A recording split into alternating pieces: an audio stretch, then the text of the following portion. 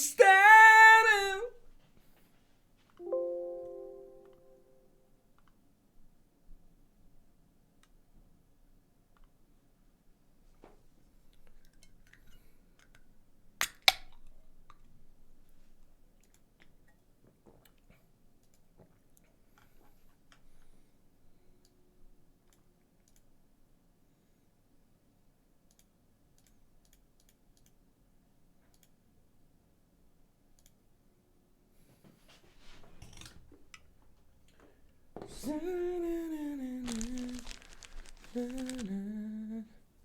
Hello, actual golden. Kia ora. Kia ora, actual.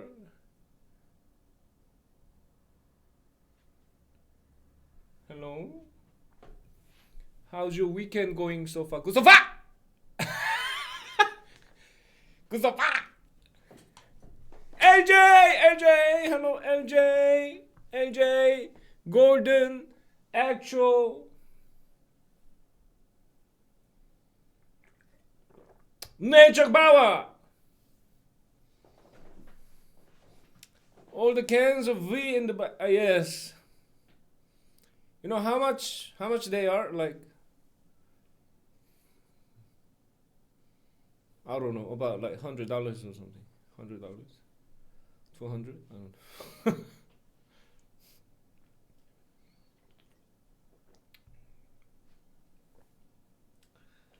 know. Golden, we request you to keep the Apolo conspiracy a secret. No. I'm gonna keep fucking digging this shit today again, brothers and sisters. Yeah? I'm gonna keep digging this shit. Yeah? Yeah. I got something to show you. Some videos, brothers and sisters. I got something to show you. Yeah? Yes, this is part 4. Yeah? And I even got the permission to share this video on my live streaming, brothers and sisters, from who created this video. I mean, who got the copyright for this video. I've got, I mean, this is really long video, about like 1 hour video, brothers and sisters, yeah. It has got Korean subtitles, but yeah, but it's, yeah, it's in English, yeah, but with the Korean subtitles, so we can, yes, let's have a look, brothers and sisters. Let's have a look. So, I mean, first of all, before I start this, brothers and sisters, before I start this, yeah, I mean, yeah,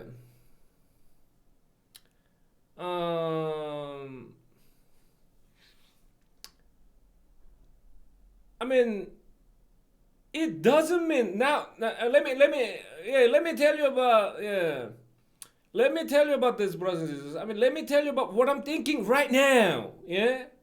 I mean, I recently I've watched so many documents, so many videos, so many things about this, yeah. And this is what I'm thinking right now. This is what I'm thinking right now. I don't know. I don't know. After all that, brothers and sisters, yeah, after all that, I think it's really hard to believe that it was really happened. Also, it's also hard to believe that it didn't happen at the same time, yeah, yeah. But I'm trying to get to the truth, yeah, yes, yeah.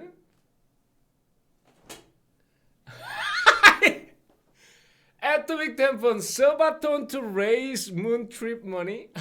So, yeah. Yeah, I mean, either way, that's right, King Richard. If it didn't happen, mind blown. Yeah. If it did happen, also mind blown. I mean, it's, yeah. Yes.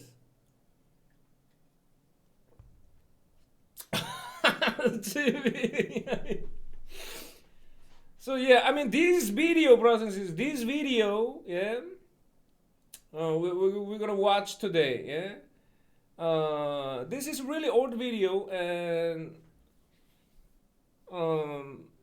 some of the some parts of this video have been explained in really scientific ways, yeah.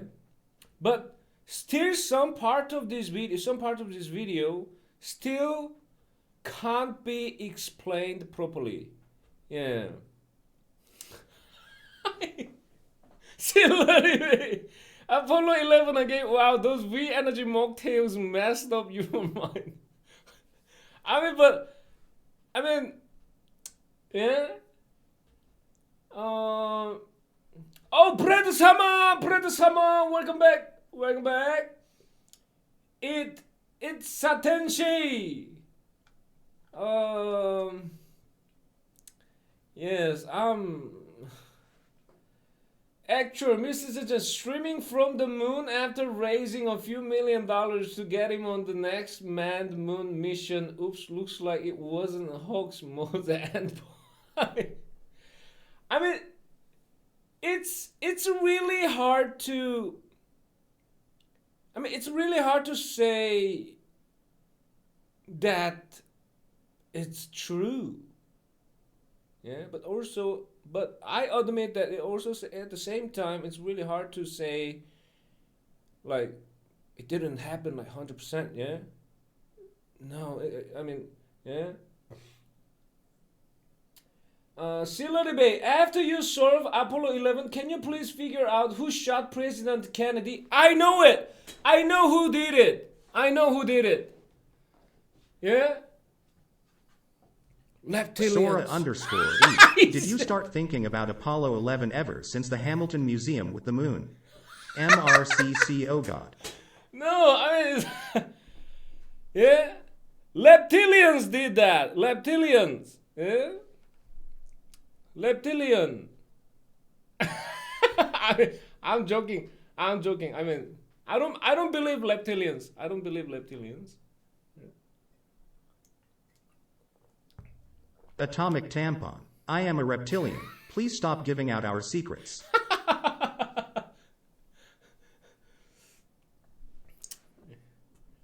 Yes, brothers and sisters. I mean, let's have a look. I mean, oh my God, Kakit! Engusari!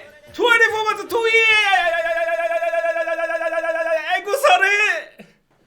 Thank you so much. Engusari, 2 years, big support. Engusari. Thank you so much. Thank you so much, Engusari.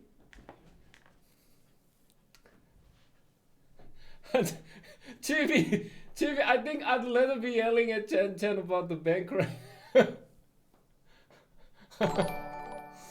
Oh my God, what is this? I mean, this alert is this alert is annoying.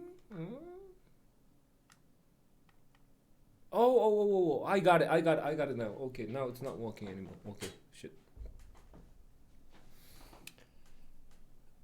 Bank seems like a good idea compared to moon. I mean, hold up. So, what do you mean, Chibi? So, if I have to choose one, yeah, bank, moon, which one? I mean, which one would make your mind comfortable? Yeah, bank or the moon? I mean, so many unsubscribers happen on my YouTube channel. Yeah, what happened? I mean, I didn't say anything about this moon on my YouTube channel. I'm gonna go walk into the ocean. Bank topic is less stressful. Actually, so that's why Yua was so scared of the moon at the museum. She noticed that the US flag was missing and realized the moon landing was a hoax. I mean, yeah. Again, brothers and sisters, before I start this again, yeah. I mean, don't get me wrong, yeah. I think I mean, to be honest, I've never been to US, but I think US is the best country, amazing country who got the most like advanced technologies and everything, yeah? Like the US is the country is way more ahead, yeah, compared to the other countries, yeah? I love US. I love Disney, and this is not about like US, yeah? This is about like the truth, yeah, the mankind, not US people, not American, I'm not talking about mankind really went to the moon in 1969.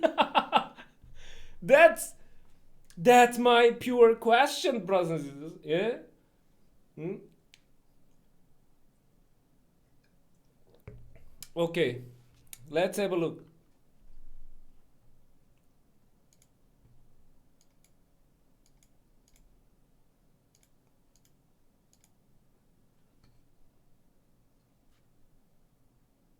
Hold up, why I can't hear this?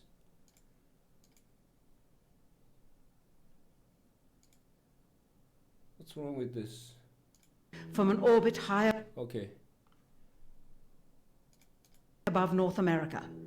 When they also put the first animal in space, then the first man in space, then unbeknownst to the citizenry, high above the Earth, beginning at an altitude of 1,000 miles and extending an additional 25,000 miles, lay lethal bands of radiation called the Van Allen radiation. This is what Atomic Temple mentioned yesterday. Yeah, the Van Allen belt, which has got like strong fucking radiations surrounded around the Earth.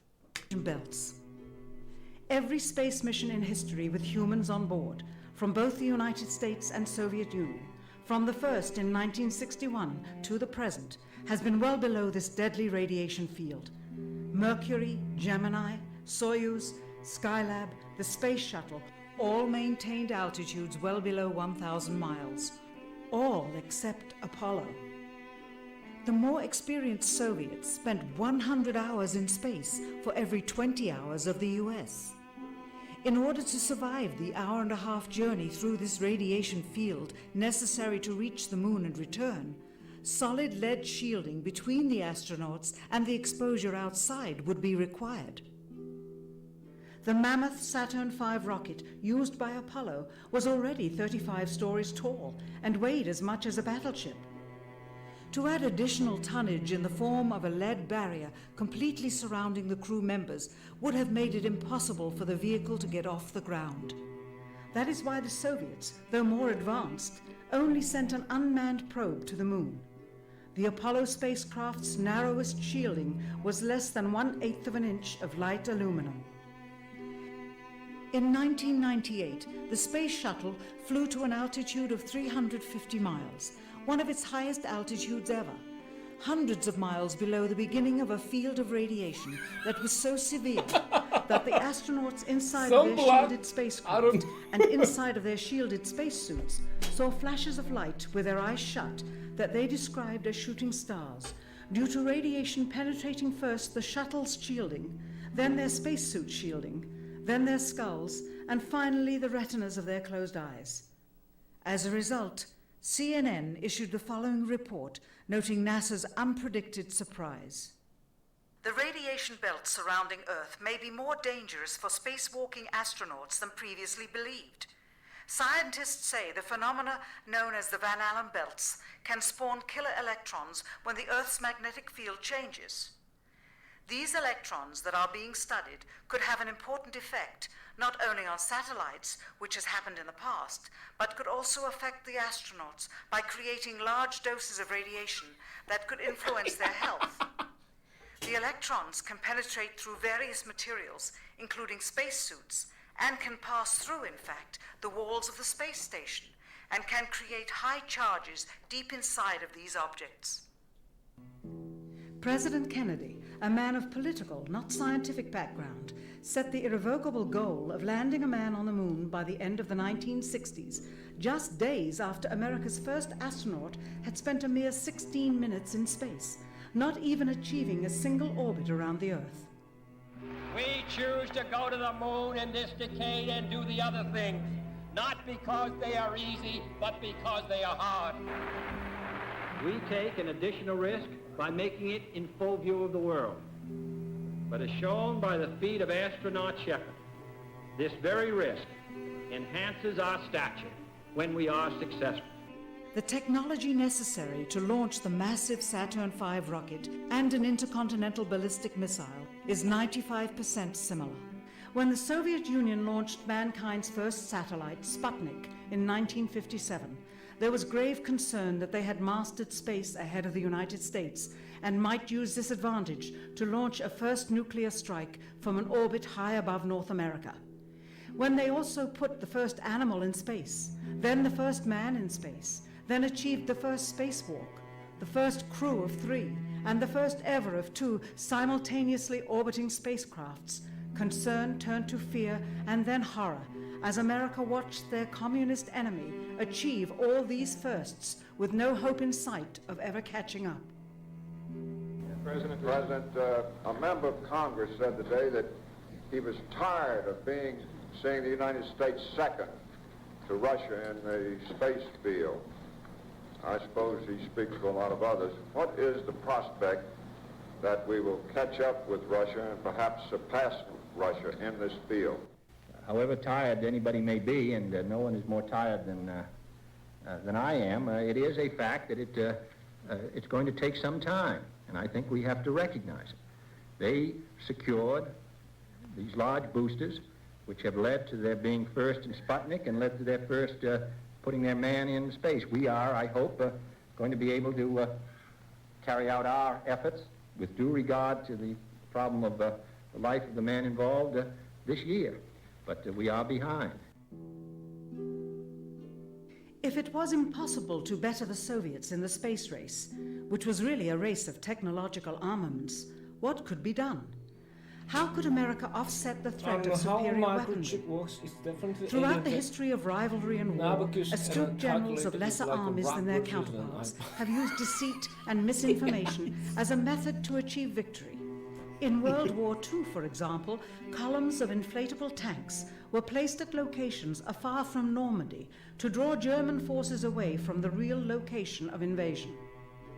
The Star Wars missile defense program rigged tests to make it seem more advanced than it really was. That's the conclusion of the General Accounting Office. The aim was to fool the Soviet Union about US military readiness during the Cold War.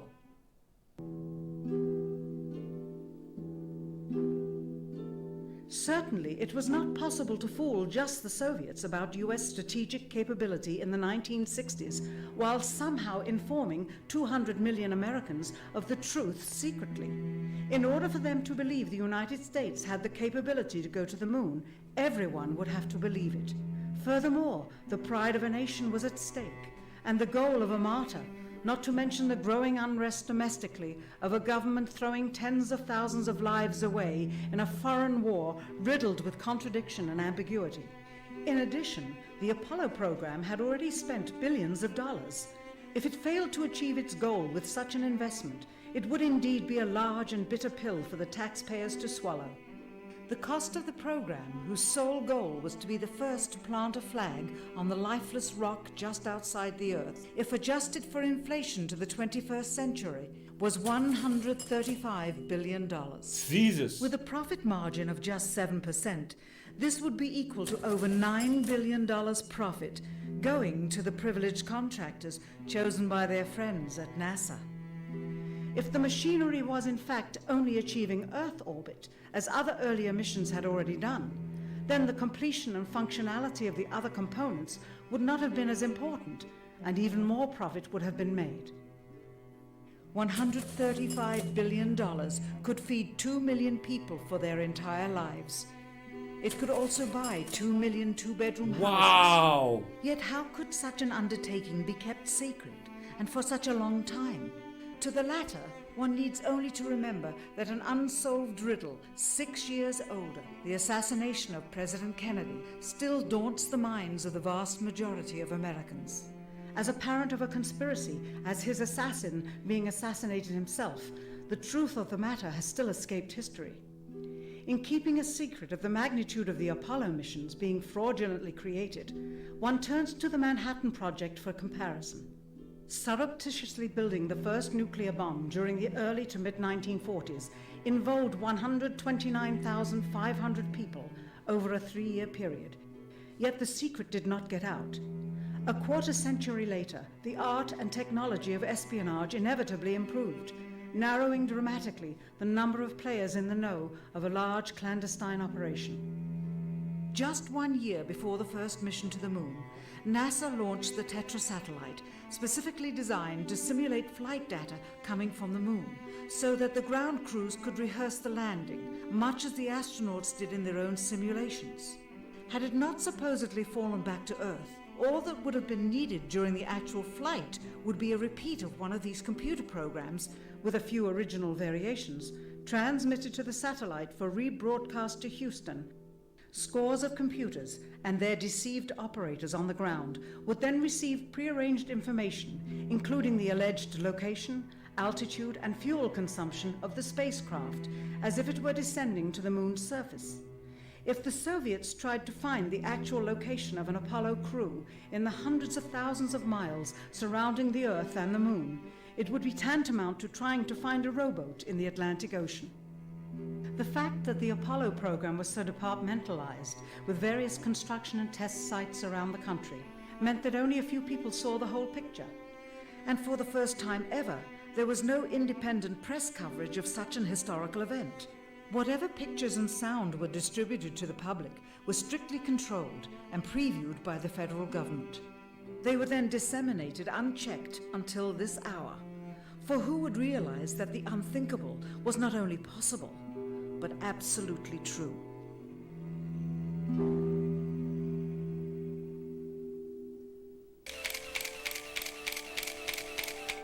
From an analytical standpoint, photographic anomalies have to be sought out with an understanding of lighting and shadows.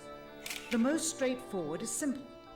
When objects are lit solely by the sun, as all the scenes on the moon were said to be, after all, lighting equipment was not only impractical, it was unnecessary in bright sunlight, then all shadows, regardless of the landscape, will run parallel with one another and never intersect, as shown by this example.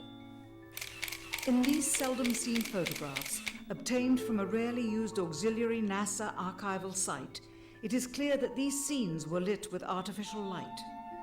These shadows, which are cast at different angles, are evidence that a second light source is being used. In addition, the sun would not cause an isolated hotspot like this, only an artificial light would. Again, intersecting shadows and another hotspot. And again. And again. It is simply impossible for this picture to have been taken with sunlight on the moon. Here, the shadows are shown to be as black as pitch. And yet here, completely in a shadow, the astronaut is lit up like a Christmas tree. How can this be?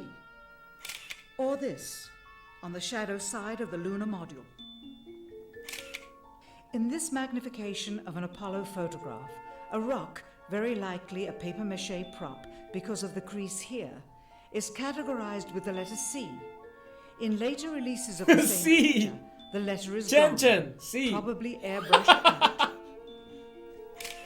Here, a crosshair, which was burned directly into the image from the film plate, and thus should always appear on top of the objects in the photograph, appears behind the object in this scene, clearly revealing a composite of two pictures into one. Someone apparently forgot to create a burn crater underneath the lunar module's 10,000-pound thrust engine, despite the fact that during ground tests there was a real concern for the vehicle falling into the hole the engine created as it descended. Here is a depiction based on the latest specifications and scientific data. In these enlargements, it looks as though the lunar module was simply placed there, not even one speck of moon dust on the landing pod. As a result, all subsequent flights had to have the same discrepancy, which was explained away by the effect of no atmosphere. And what about stars? On the moon, with no atmosphere, they must have been quite a sight to behold. Yet there is seldom any mention of them, if ever, by any of the astronauts on any of the missions. Undoubtedly, creating a mural with all the constellations properly placed in the sky would have been virtually impossible to create accurately, much less realistically. A competent amateur astronomer would have been able to call attention to the slightest error in measurement. The answer? Not to talk about the stars. Ever. In their post-flight press conference, it was the only question to which Neil Armstrong responded with an absence of memory. When you looked up at the sky, could you actually see the stars and the solar corona in spite of the glare? We were never able to see stars from the lunar surface or on the daylight side of the moon by eye without looking through the optics. I don't recall during the period of time that we were photographing the solar corona what stars we could see. I don't remember seeing any. Years later, though, Michael Collins would remember seeing the elusive stars and wrote about them in Expeditions to the Moon. It seems his memory improved the older he got. Why don't stars appear in any of the photographs? Simply because the proper, mostly closed exposure setting for the camera's iris, set that way to compensate for the bright sunlight on the moon's surface, completely diminished the faintness of relatively distant specks of diminutive light. This answer is true. It does not, however, explain why they never took any pictures of the stars by themselves, with an exposure setting perfect for them. While they took 3 automobiles to the moon, they never took a photographic telescope. Had they done so, they would have been able to see farther into the universe than had ever before been realized. That's If they had sus. taken a telescope and were not actually on the moon, That's they would reasonably have had sus. to concoct undiscovered galaxies that might one day prove to be non-existent.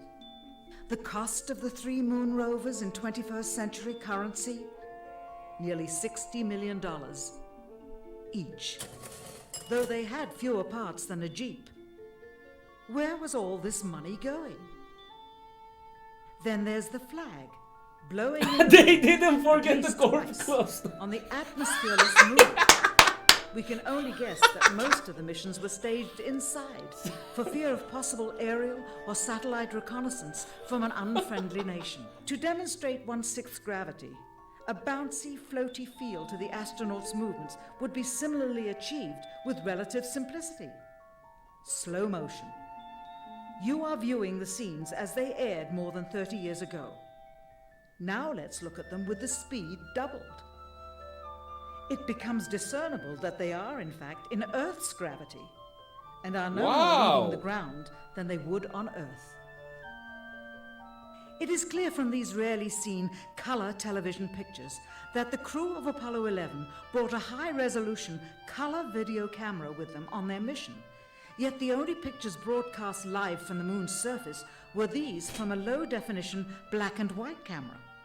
In fact, the networks complained because in addition to this, they were forced to shoot the images, second generation, off of a projection TV of the technology of 30 years ago, and were not even allowed to take a direct feed, which further degraded the quality and clarity of the images. Perhaps this was precisely what NASA and the federal Hello? government had in mind. After all, it was a first, regardless of where they were. Better to open up their debut mission with fuzzy pictures and numerous blackouts, rather than show too much revealing detail of a false scene that was yet unproven. And finally, the element that seals their fate. Of all the footage of Apollo 11 requested from NASA over a 5-year period, one gem was discovered just before the completion of this documentary. An old reel received by mistake. It contains the raw or unedited footage of the crew of Apollo 11, Michael Collins, Edwin Aldrin Jr., and Neil Armstrong, staging part of their mission for nearly an hour in living color, with exceptionally clear behind-the-scenes audio of conversations discussing the techniques used to achieve a disingenuous picture depicting the Earth at a distance, in order to falsely demonstrate their far journey from it and their ability to survive passing through the Van Allen radiation belts.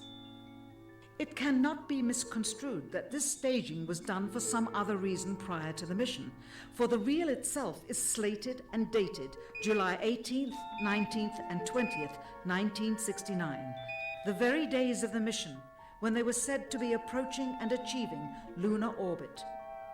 Furthermore, it is apparent they are in genuine zero gravity aboard the actual spacecraft, necessary to convince the mass media of their authenticity, just not any further than Earth orbit, as you will see.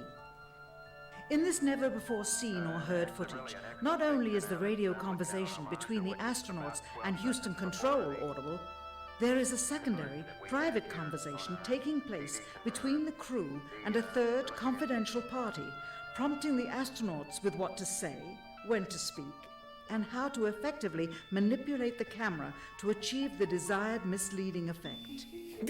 NASA claims that the video Houston quality is really transmissions good were compared the to only ones taking place with the live landing astronauts. video. Listen now as Houston Control initiates a Dokoro conversation even with a the real crew, place, yes. only to find them too preoccupied with the behind-the-scenes trickery to respond. Moments pass, and the oversight is picked up on by the clandestine third party, who quickly prompts them with talk. Immediately, Neil Armstrong speaks. Hello, Apollo 11. Houston, Goldstone says that the TV looks great. Over. Over. Okay, Roger.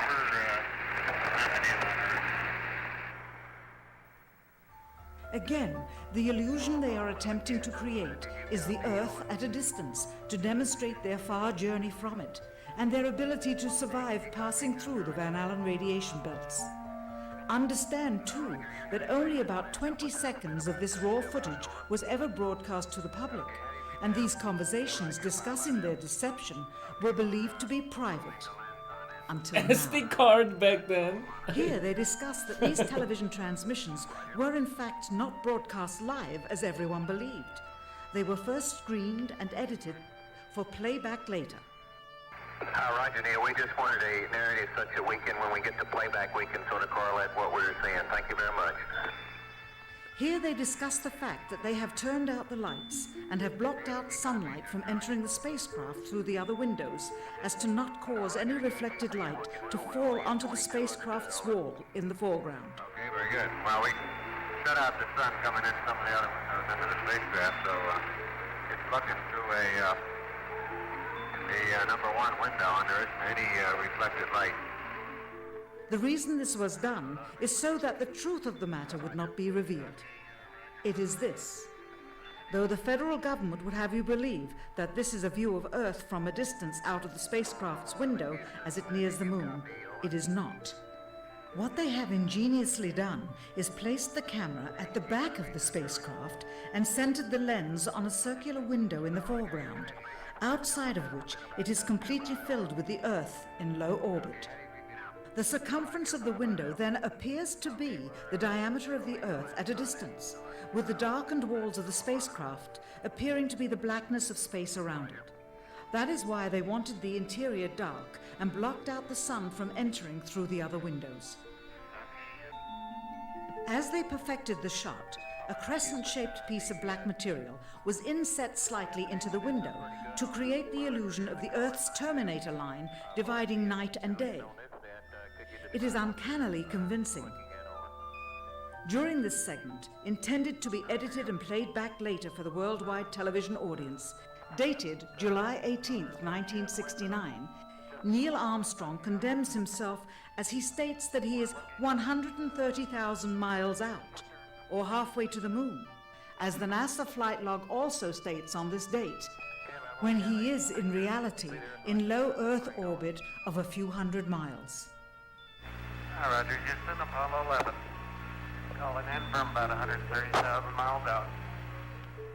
Here, during another segment, also intended to air after review, Neil Armstrong falsely explains to the viewers how the shot is attained by putting the camera's lens to the window's glass, as it would have to be if they were the claimed distance away from the Earth.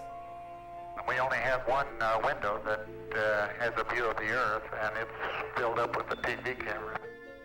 If the window was completely filled up with a TV camera, as he stated, then an astronaut's arm would not be able to get between the camera and the window, as it obviously does here in this outtake.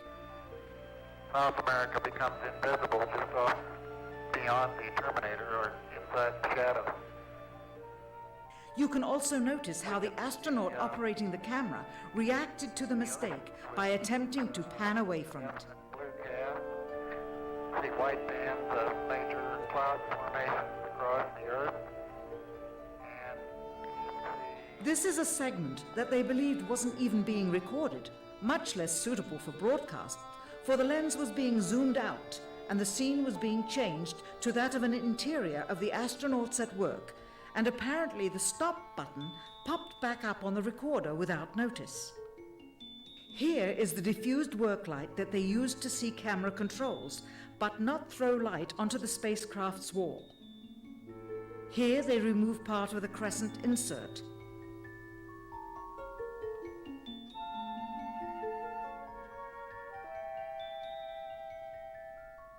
Finally, the iris is opened up and you can see the real location of the camera and the very bright and near Earth out the window.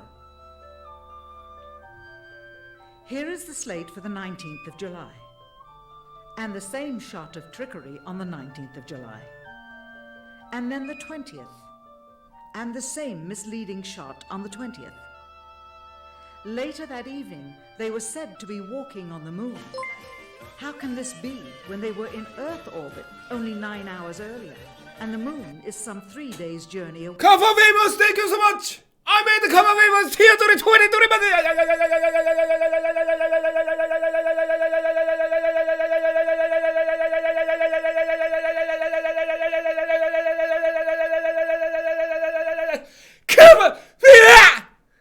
Cover famous. Thank you so much. You bought GME to the moon. How much is that GME at the moment? Away. Furthermore, if they Thank you so genuinely much, went brother. to the Thank moon, you so much. why would they be faking any part of it? Why this trickery with the window? By faking being halfway to the moon, it becomes apparent that they did so because... Okay, Chan follower. Okay, let me explain this. I mean, people don't doubt about the the spaceships after Apollo 11. Yeah, many scientists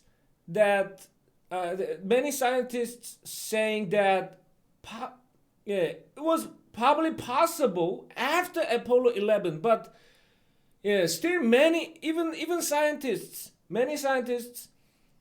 they saying like I can't be like 100% sure that Apollo 11 went to the moon. Yeah, that's what they say, and like they say like can't say it's a true, can't say it's a fake either. You know what I mean? Yeah, yeah. So I mean people. So the spaceships after Apollo 11 probably it was possible. So we are not talking about the other spaceships. We're talking about Apollo 11 only here, yeah? Apollo 11 has got so many such things, yeah? Because they could not even go halfway. It thus confirms that the stumbling...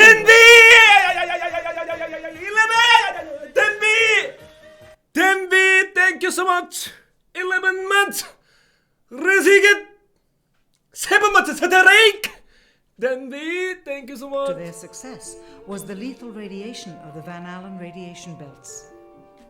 Since the same equipment was used on the subsequent missions in the 40 months that followed, none of them could have gone to the moon. They only increased their proficiency at staging them.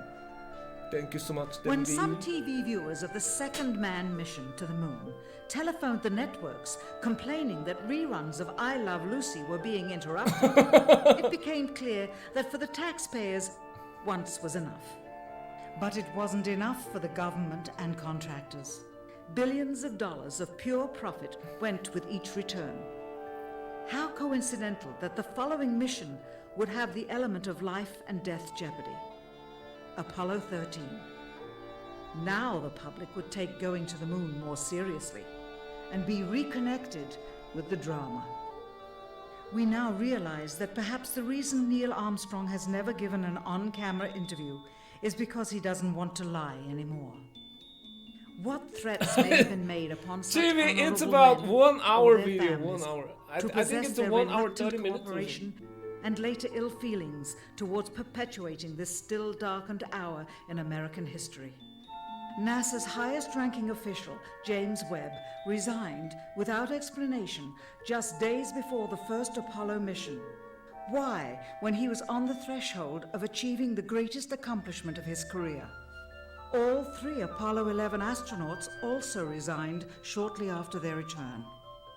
On the 25th anniversary of the event in 1994, Neil Armstrong made a rare public appearance and held back tears as he spoke these brief cryptic remarks before the next generation of taxpayers as they toured the White House. Today we have with us a group of students among America's best. To you we say, we have only completed a beginning. We leave you much that is undone. Shit, he knows the truth. There are great ideas undiscovered, breakthroughs available to those who can remove one of truth's protective layers. He is that layer. Perhaps someday soon, with the uncovering of this footage and its meaning, the true patriots of America will rise up or come forward and free the citizens and themselves from the sin that so easily entangles and from a federal government that needs to have the gangrene cut off.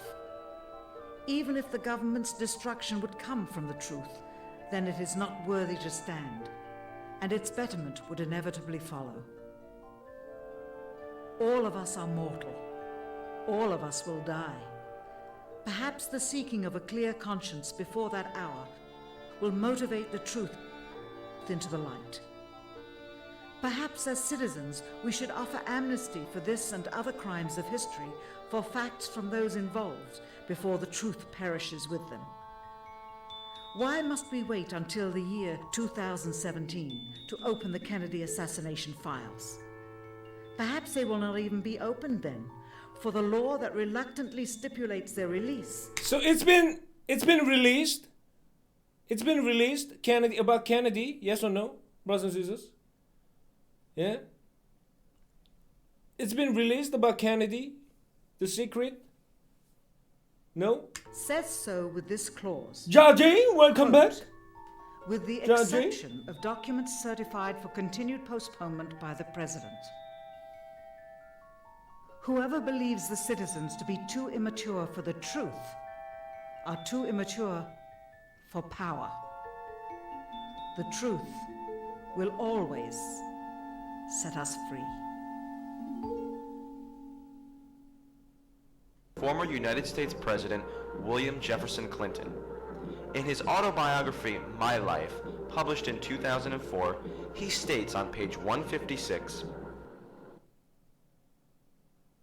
just a month before, Apollo 11 astronauts Buzz Aldrin and Neil Armstrong had left their colleague Michael Collins aboard Spaceship Columbia and walked on the moon, beating by 5 months President Kennedy's goal of putting a man on the moon before the decade was out.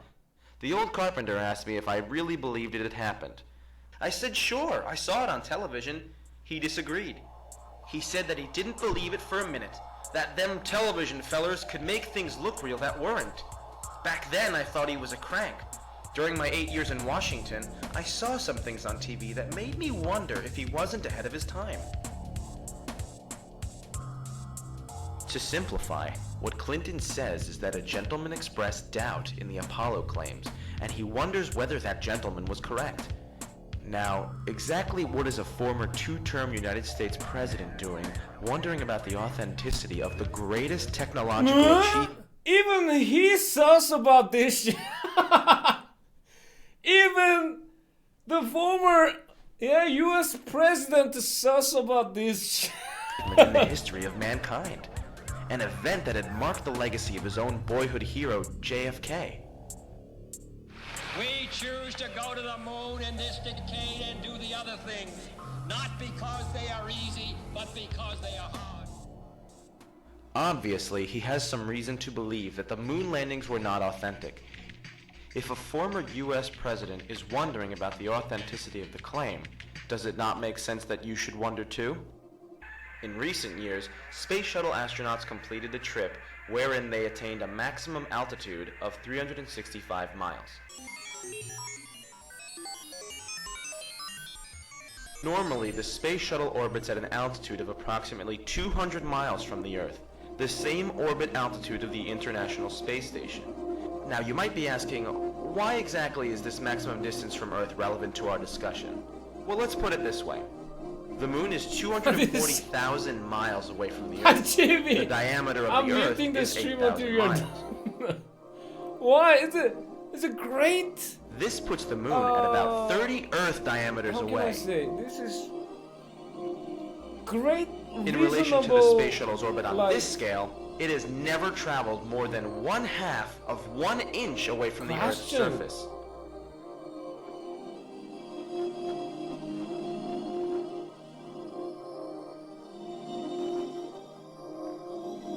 NASA's claim of sending men on a 240,000-mile trip in 1969, some 600 times further than they can send men today, is just not plausible.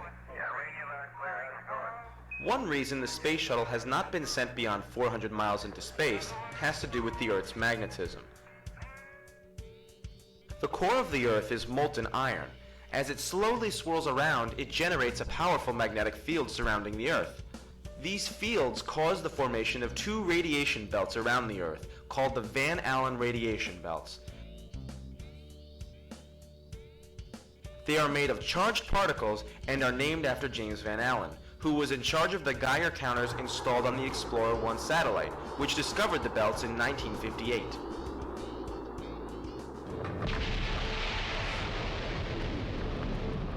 These belts are formed by trapped charged particles. The magnetic field traps these particles that originate from the sun. They then spiral around the lines of the Earth's magnetic field, going back and forth between magnetic poles. Dr. James Van Allen published an article in the March 1959 issue of Scientific American that described the danger in traveling through these belts. In this article, entitled Radiation Belts Around the Earth, on page 47 of this issue, Van Allen states, "Our measurements show that the maximum radiation level as of 1958 is equivalent to between 10 and 100 Roentgens per hour, depending on the still undetermined proportion of protons to electrons. Since a human being exposed for 2 days to even 10 Roentgens would have only an even chance of survival, the radiation belts obviously present an obstacle to spaceflight. The Apollo samples are not rocks gathered during moonwalks. They are, in fact, meteorites that were specifically gathered on Earth by von Braun himself before the moon landing ever took place. After Kennedy declared that we would land on the moon by the end of the decade, the race to the moon was in full force. So why would von Braun, who was supposed to be working feverishly on the Saturn V rocket, need to go to Antarctica? In the May 1967 Popular Science article entitled A Spaceman's Look at Antarctica, page 114 to 116, von Braun states, "It may well be smart to test lunar vehicles or surface drills in Antarctica before taking them to the moon." This was never done. He did, however, meet up with the penguins. In reality, the real reason for the trip was to gather meteorites that could be passed off as moon rocks.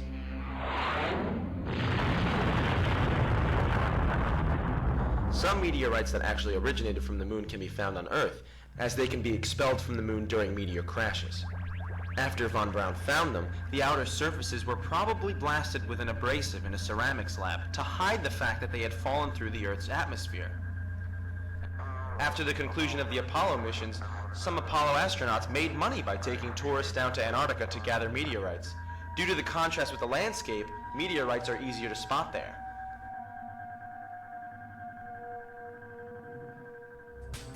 A series of corner reflectors to reflect laser beams from the Earth sent to the moon that then, because of the geometry of these corner reflectors, would send the beam back in exactly the direction that it came. The December 1966 issue of National Geographic explains why no such reflectors are needed to bounce signals off the moon. This is detailed in The Laser's Bright Magic by Thomas Malloy. On page 876, he states, 4 years ago, a ruby laser, considerably smaller than those now available, shot a series of pulses at the moon, 240,000 miles away.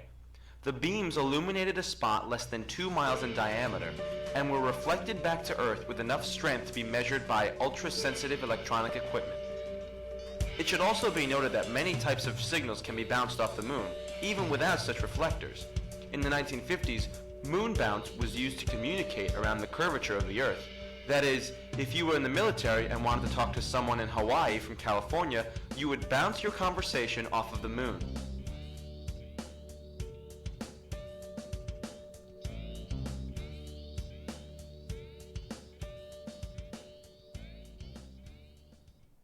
You really like it, don't you? You're the one who said you walked on the moon when you didn't. Calling the kettle black, if I ever thought of it. Saying I misrepresented myself. Away from me. You're a coward and a liar and a thief.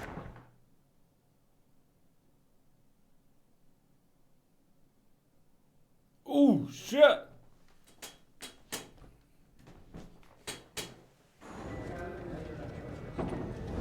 You want me to knock you in the head? Well, I want you to swear to God on the Bible that you walked on the moon. Okay. If you walked on the moon, we're given the opportunity to swear to God that you walked on the moon. I'm going to give you the opportunity to get the hell knocked out of you. Just do it! I mean, this is fucking sus. I mean, just do it! If it was true, just do it! Yeah? I mean, how proud thing it was, right? In front of the God, in front of Jesus. How proud thing it was. If it was true, just do. I mean, if I was him and if it was true, I would just do it, yeah? You know, I did went to the moon, yeah? How easy it is. But he didn't, what the fuck? So why don't you just put the end to the record in the argument and put your hand on the Bible, swear to God you walked on the moon. Do it, just do it! Mr. Several, knowing you, that's probably a fake Bible.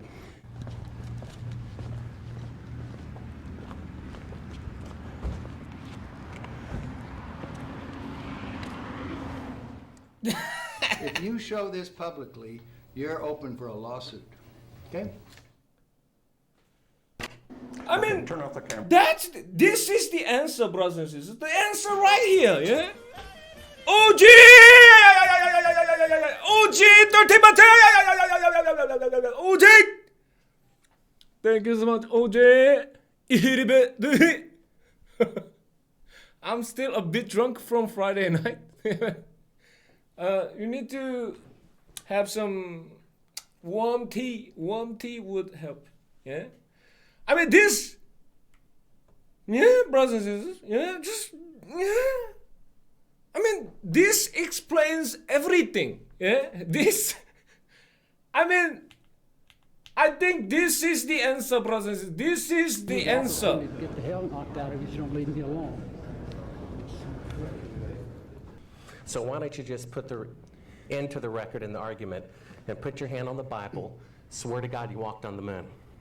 Mr. Several, knowing you, that's probably... I mean, brothers and sisters, yeah? Let me ask you the question, yeah? If you are him and if you really went to the moon, how easy thing is this, yeah? Just do it.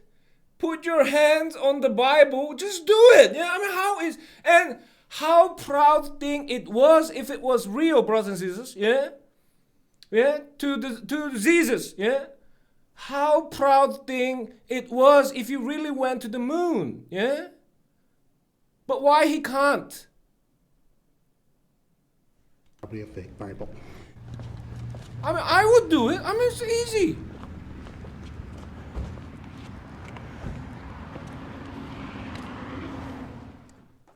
If you show this publicly, you're open for a lawsuit. Okay?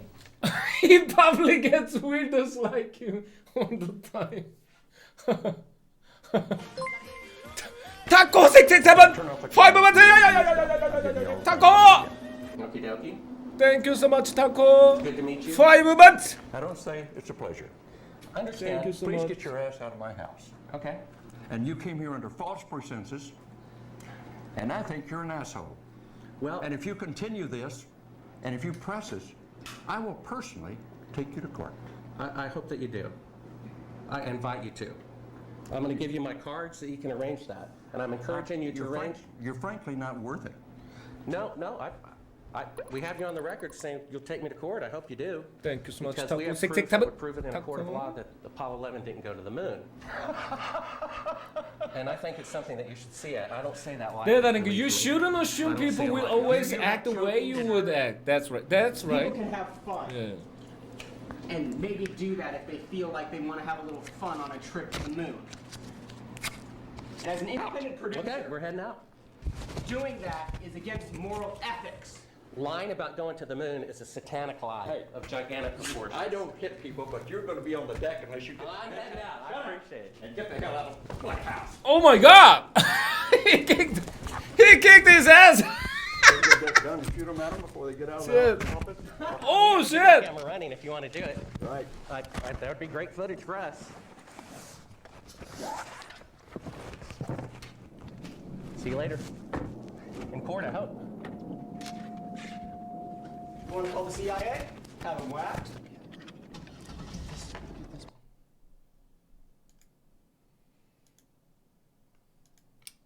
Yes.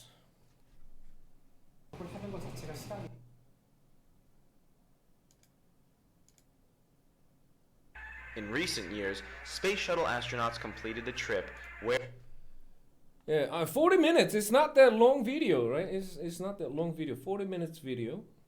Yeah. So, I don't know. I mean, I have watched many videos like this. And also, I have watched the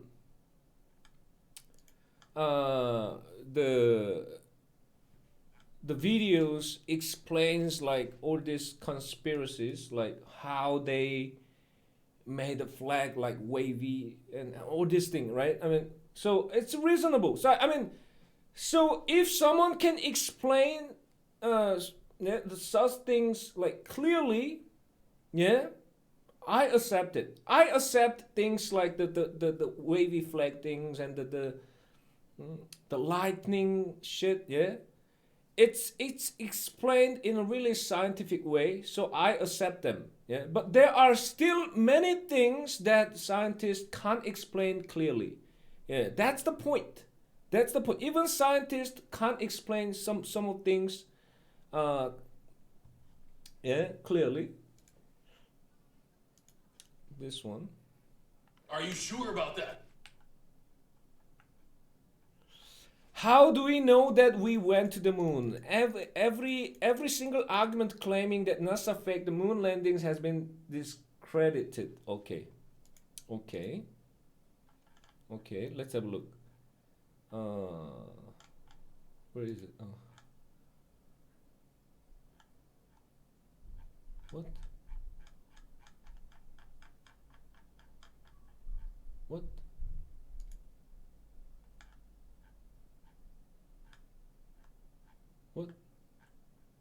What is this? Hold on, probably I clicked something wrong. Oh, okay, here. But even today, 50 years later, people discuss conspiracy claims online, on television programs and around the dinner table. Moon fact: with a powerful amateur telescope, you can see the Apollo landing sites, and if you look at the photos from the lunar reconnaissance orbiter, you can spot the remnants of the Apollo missions yourself. But this one, I know this. I mean, this one. Okay, let me keep reading. Were the moon landings faked? If you find yourself in a debate questioning whether humankind first stepped on the moon on 20th July 1969, the chances are that you are woefully underprepared. Most people take it as a gospel that the US government, the NASA, the 12 astronauts in total who have walked on the moon, and the 400,000 people involved in the Apollo program would have neither the will nor the way to fake one of humanity's greatest ever achievements. This one was explained in the video we just watched, right? The first part. It was possible to deceive even like million people. It's a possible, yeah, and it's a proven, yeah. So, yeah. But there are those who think the landings were hoax. They claim the U.S. government faked Apollo 11 and later missions either to deal a crucial blow to the USSR in the space race, or to boost NASA funding, or to divert attention away from the Vietnam War. The argument for any of these viewpoints rests on finding evidence that the landings were faked. And more often than not, people point out peculiarities in specific images or videos to deal the crucial blow. If someone uses these oddities as evidence, what do you say? Here are the most common arguments that support this view.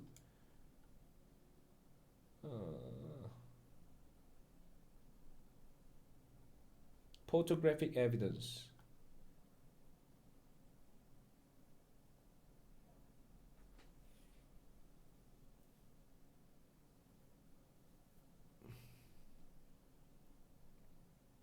Yeah, I mean, this one, brothers and sisters, this one also, there are many videos explained about this also. Yeah, this is not clear answer, because some people like strongly assume, think that the other spaceship after Apollo 11 went to the moon without human beings, and then put the things on the moon. Yeah, I mean, that should have been left by Apollo 11, you know what I mean? Yeah, but it didn't happen, so yeah, it didn't happen. So the after spaceships, they went there without human beings, and that they left some things. Yeah.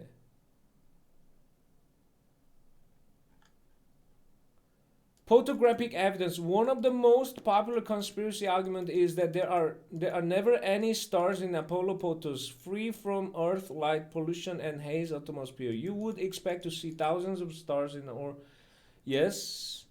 Unfortunately, these arguments rest on the photos being snapped during the lunar night, or manned missions to the moon took place in sunny daytime. I mean, it's exactly the same. I mean, yes. Another common argument is that the crosshairs that appear in many Apollo images sometimes appear to be behind object in the photos. If the images were real, this would be impossible, suggesting someone painted them on. But testing here on Earth has shown that the brightly lit objects make the crosshairs appear fainter. When these images are copied or scanned, some of this detail is lost completely, giving the effect that the crosshair is behind the object in certain shots. Yeah. So I mean, I understand this. I accept this part. So this can be happen like this. Yeah. I accept this. So this part explained, and I accept this. Yeah.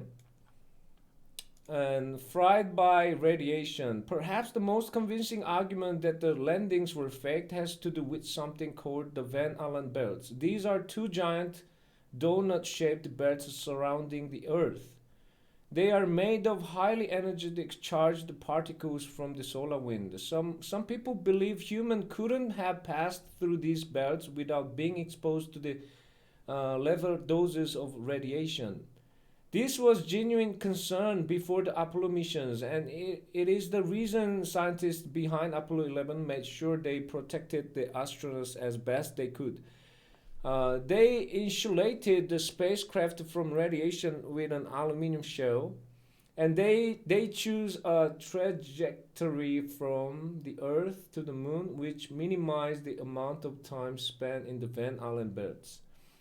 Readings from the 9 Apollo missions that reached the Moon showed the astronauts' average radiation exposure was 0.46 radiation absorbed dose. These proved the NASA was right to shield the astronauts from radiation, though it's less than the experienced by some nuclear energy workers. 0.46 rad is around 10 times more than the radiation exposure of medical professionals who routinely yes. But this one, there is a video also explain about this. I can't accept this because there are videos like by not random people. There are videos by scientists. They saying we found some other like crazy radiation shit after this Van Allen belt. Yeah. So this is not valid anymore. Yeah. Yeah, this is not valid anymore. This explanation not valid anymore. Yeah, as far as I know. Yeah. Prove we walked on the moon. Of course, until we return to the moon, there will always be anomalies and oddities in the records that can speak new claims that the moon landings were faked. But it is sheer size and variety of this record that proves every one of these claims to be false. From the Apollo moon missions, there are 8,400 publicly available photos, thousands of hours of video footage, a mountain of scientific data, and full transcripts and audio recordings of all air-to-ground conversations. We even have 382 kilograms of moon rock that Apollo astronauts brought back to Earth. These rocks have been independently verified as Luna by laboratories around the world, ruling out U.S. conspiracy. If this is not enough to convince the most hardened skeptic, NASA's Lunar Reconnaissance Orbiter might sway them. Today, LRO takes high-resolution pictures of the lunar surface from a low orbit. During its mission, it has captured the landing sites and abandoned descent modules and rovers from the Apollo missions. And its resolution is so good, it has picked up the dark. Yeah, this one was explained, right? This one was explained. Yeah. Yeah. A final nail in the coffin of the moon hoax theories is simple instrument installed 50 years ago by Apollo 11. During their day on the moon, Armstrong and Aldrin planted a lunar laser lensing. It's still operational today and allows us to reflect lasers off orbit. Revox! Revox formatted! Revox formatted! Thank you so much. Revox. Thank you so much, Revox. Formatted. Thank you so much. Yes, I mean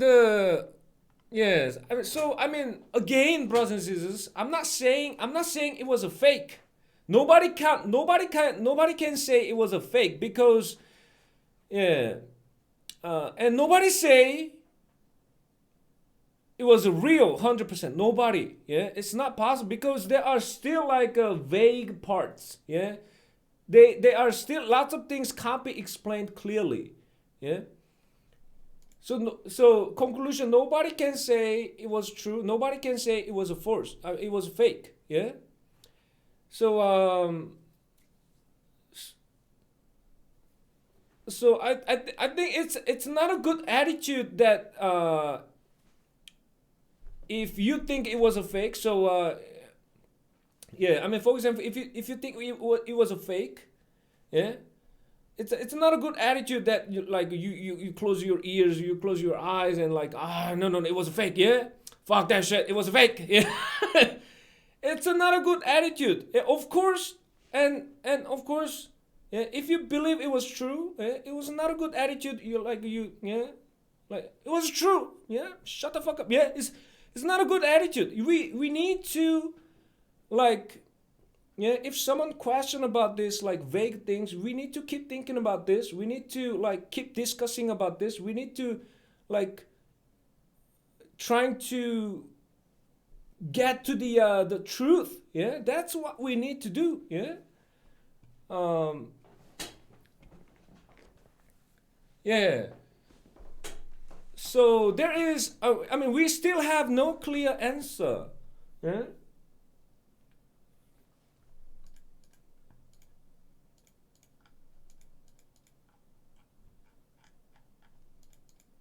And so many such things, right? I mean, why?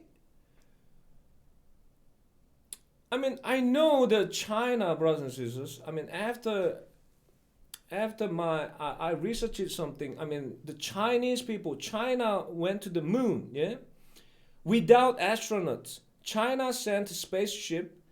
I think it was about 3 years ago. 3 years ago, on the dark side of the moon. But there is no footage, no videos, no photos has been released. Yeah. Yeah.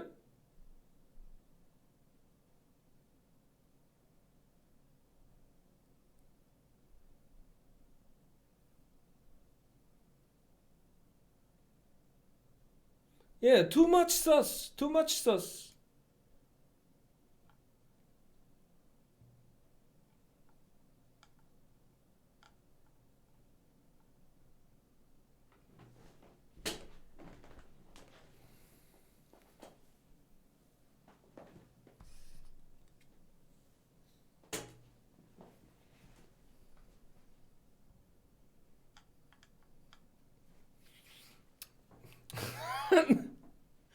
RV RVDH YouTube, but you're the one who is one-sided now, man. What do you mean? Yeah. I mean, I'm ready here. I'm ready here to accept if someone clearly explain everything. Yeah. I'm here ready to accept if someone, yeah, explain everything clearly with like clear reference and clear evidences and everything, yeah. But nobody can do it, yeah. Even scientists.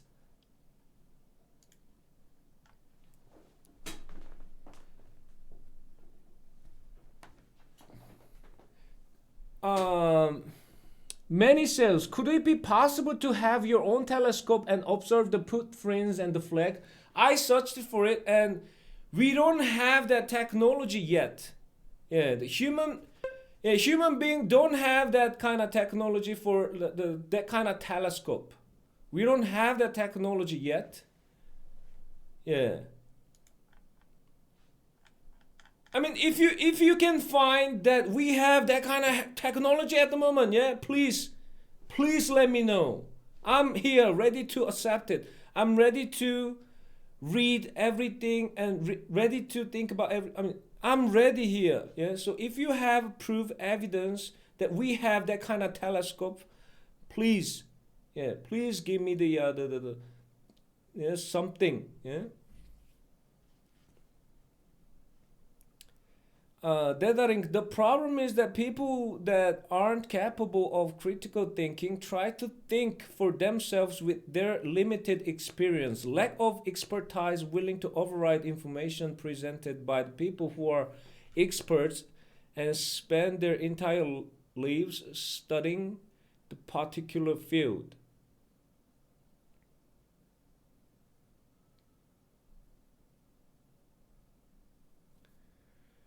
Atomic Temple, show me a pic from today of the flag and I'm sold.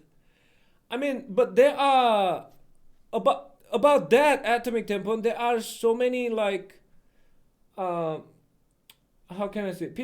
Some people say like,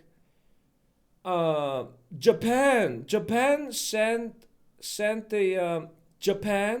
sent spaceship to the moon after 1969. Yeah, I think it was like 1980s. Japan sent the moon, the spaceship, and they found all the footages. They found things that Apollo 11 left on the moon. Japan accepted. Yeah, Japanese government like said that they found all the things. Yeah. Yeah, left by Apollo 11. But the thing is, it's not clear. It's not clear that those things left on the moon, yeah, it was left. Actually, it was by Apollo 11. It's not clear. Yeah, probably those things have been left by the other spaceship after Apollo 11. Yeah, it could be possible.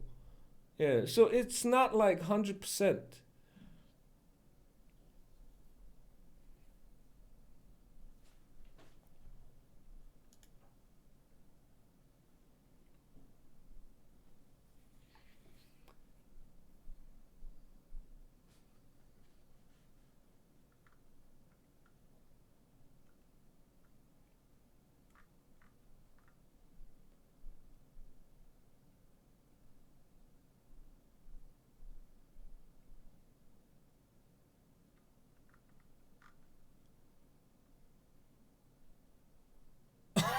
Son of a bitch. Yeah, I mean, why? Oh my God, yes. So, RVDH, you should dive in John F. Kennedy now. I mean, yes, I mean, this is like pretty sus. Yeah. Yeah. But again, I'm not saying it was a fake. Yeah. I'm just a normal person who just want to get the clear explanation for every these sus things.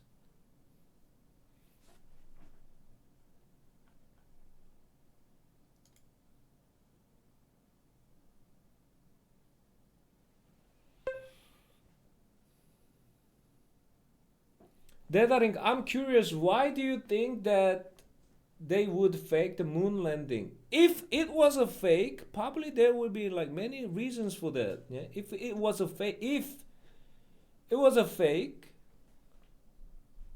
yeah, probably, yeah, some political issues. Yeah, and as the video said, like the things between the Russia, what do we call it in Russia back then? Soviet something, yeah, yeah, something, Soviet Union, yes.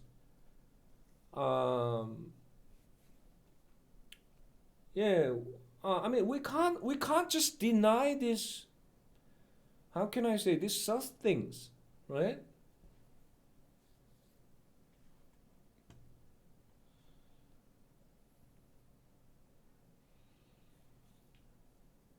So they faked the moon to win a space race. I mean, whether it was a fake or not, now the whole people, I mean, all the people on this earth, yeah. I mean, whether it was a fake or not, U.S. now took the huge advantage just because of that. Because think about it, every single person on this earth nowadays, if you talk about like space, yeah, if you talk about like all the technologies and things like about space, what comes up in people's mind? The first thing comes up in people's mind, NASA. That's it.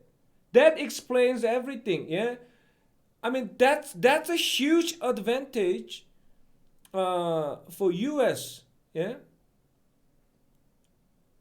Yes. So doesn't matter it was a fake or not. It was success.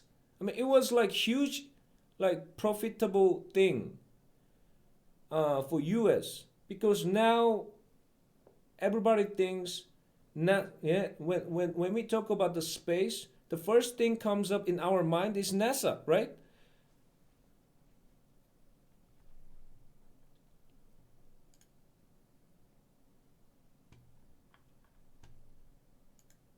Yeah, so all these people who want to study about this space, who want to do something with the space, yeah, their life goal is to get into NASA nowadays.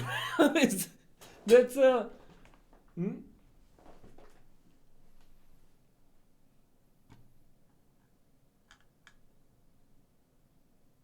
So that's a huge advantage.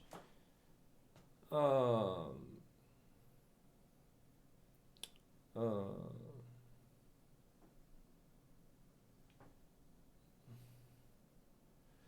NASA doesn't make money though.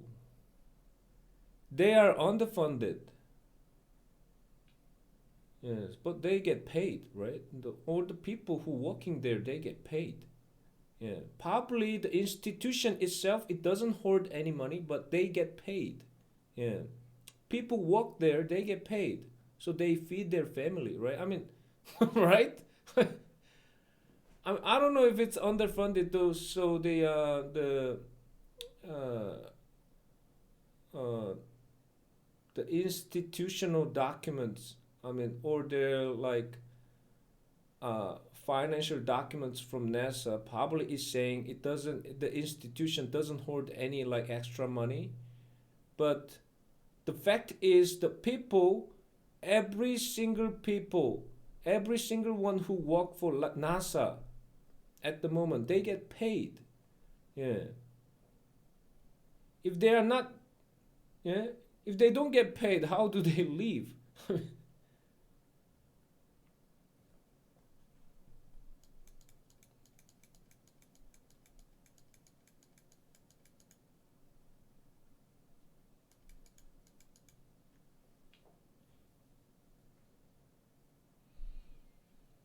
Oh, Kenny, they get paid through the U.S. federal system. I think it's like 2 billion a year.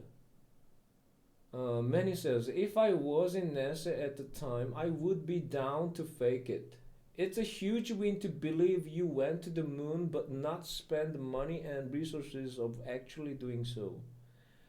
Vida Phantom, now, man, I know conspiracy theories. I just know some facts without things here and there. Jero Killer, NASA is underfunded, but the stuff they have invented have bought in much more in its lifetime.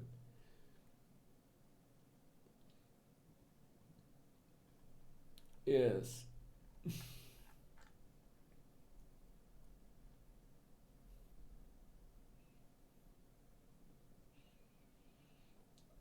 Zero Killer, do you know how many people would have to lie to fake something like this? It's like the flat earth people. It would take thousands of people lying. Yes, it was, but it was proven.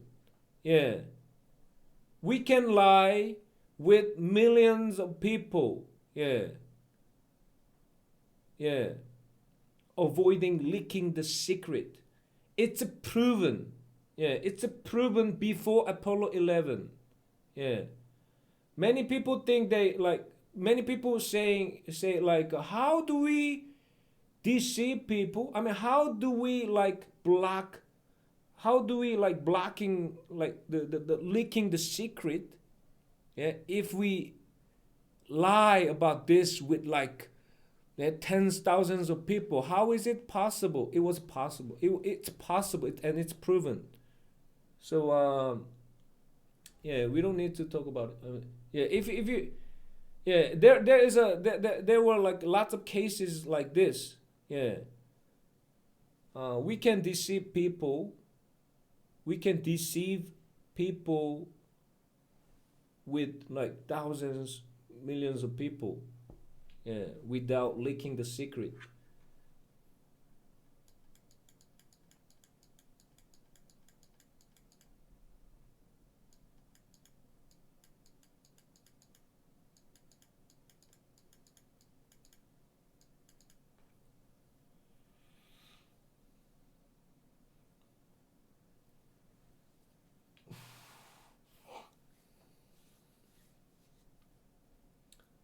Jogo, Mr. ChanChan, I've tried showing you a video that would help you understand how the footage is real. I mean, I have watched many videos like that. Yeah. Yeah. And I also watched many videos that explains why it's a fake again. Yeah. Yeah. And also I've watched another videos that it was real. Yeah. It was still real. Yeah. Like scientific like references, explanations and everything. And I also watched another video, another documentations like explains why it's a still fake. Yeah.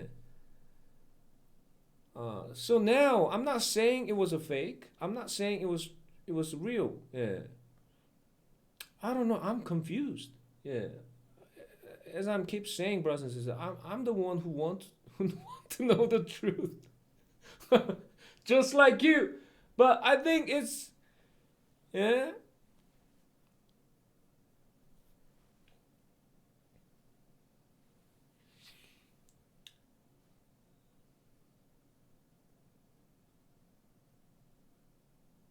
Yeah.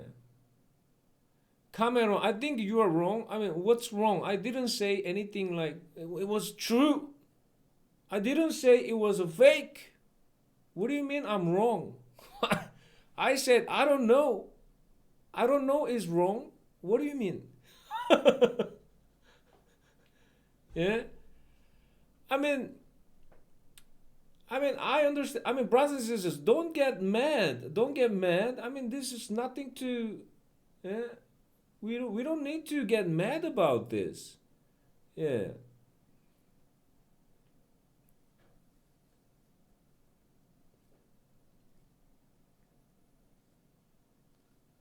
Yes. I mean, but we need. I mean, the. I think it's really important to like. I mean, when you learn something, brothers and sisters, yeah. When you learn something at school, yeah. When you have like when you listen when you're listening what the teacher's saying, yeah, something you don't know about, yeah, and you probably have lots of questions, right? Because you are not professional like the teacher, right? So you probably have many questions about it, yeah, because you don't know about it, right? I mean, yeah, doesn't yeah, and so it could be. I mean, the questions you have could be like could be like stupid, yeah, to some professionals, right? The questions you have might sound like really stupid question to the professionals, but does it? I mean, but is that a thing that you get mad about? I mean, right? I mean, is yeah, yeah. I'm the one who like. I mean, I'm stupid. Yeah, I'm not professional. I'm not like. I'm not a scientist. Yeah, but I'm just watching all of this, and I have some like pure questions. Yeah, about it. Yeah, and I'm trying to find the answer. And it seems like it's really hard to find the clear answers. Yeah. That's it? Yeah. Is this something that you get mad about? I mean, please.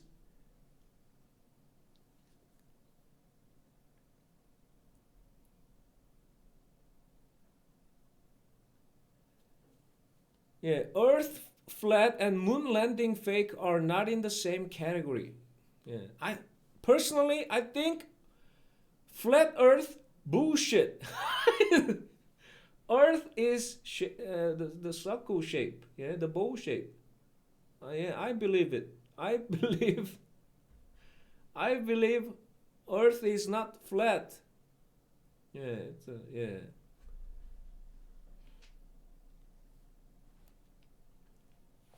Oh, Kenny, it's so much fun to make fun of flat earthers. I mean, yeah. Because I've seen some YouTubers like they put like the action cameras on this, like what is that, the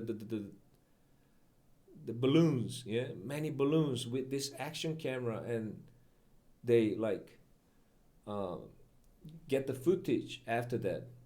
There is not just one, yeah, many YouTubers have done this, yeah, because back then these kind of videos uh, was making lots of views, yeah. Even looking at those footages, we see those, like, this earth is like not flat. It's yeah.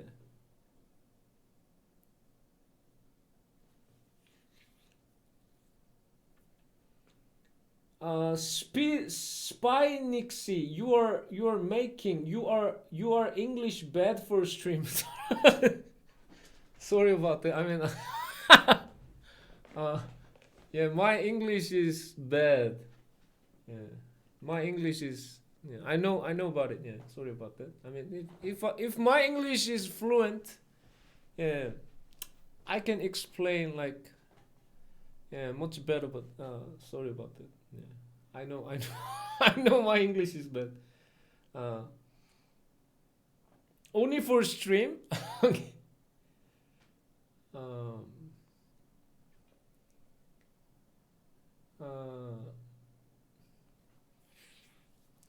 yeah.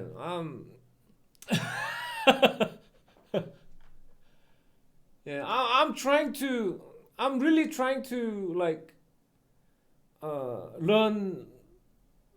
I'm really trying to speak English much more like perfectly. Yeah, my English is really bad.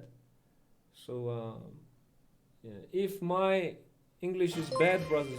Oh my God, many kills, many sales, prime subscription.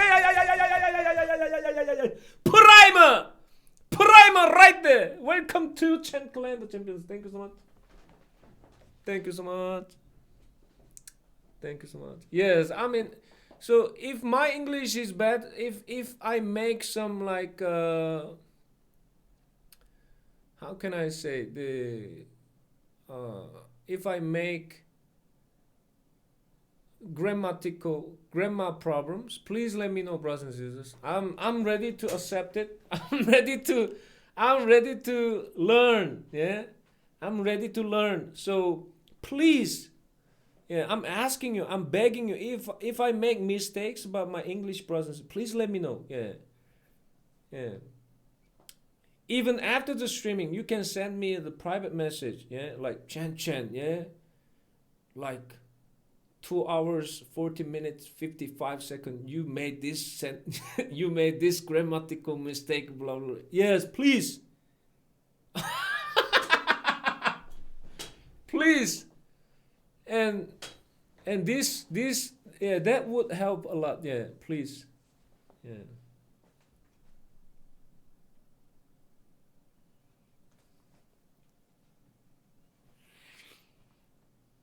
Yeah.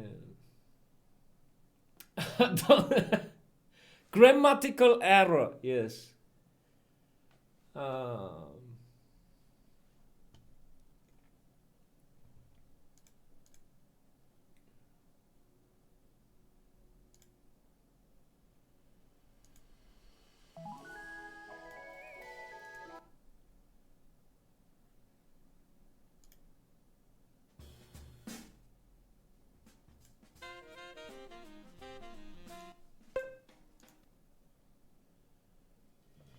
도도! Oh 前はもう死んでいる。何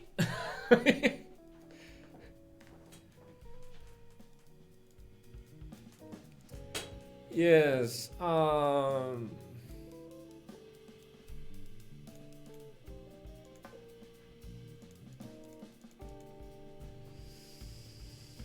Yes. So yes, please, if I make mistakes, please let me know. Yeah. So I mean, this is really like, I mean, watching these videos and thinking about those things, and I mean, I'm not a scientist, as I said. Yeah. I mean, through all these processes, yeah, watching all these videos, looking up like some documentations and everything, I learned a lot. Yeah. I have learned a lot about this space and also English. Yeah, because there are so many some new terms about this space. Yeah, some Van Allen, some shit. Yeah, something like that. Yeah. Yeah.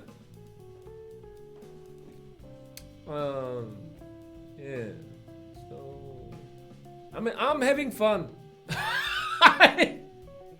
I'm having fun here. So, and hopefully, yeah, you have fun too. Yeah, don't get mad, please. Yeah, this is just a content. This is just a content, brothers and sisters. Part of content. Yeah.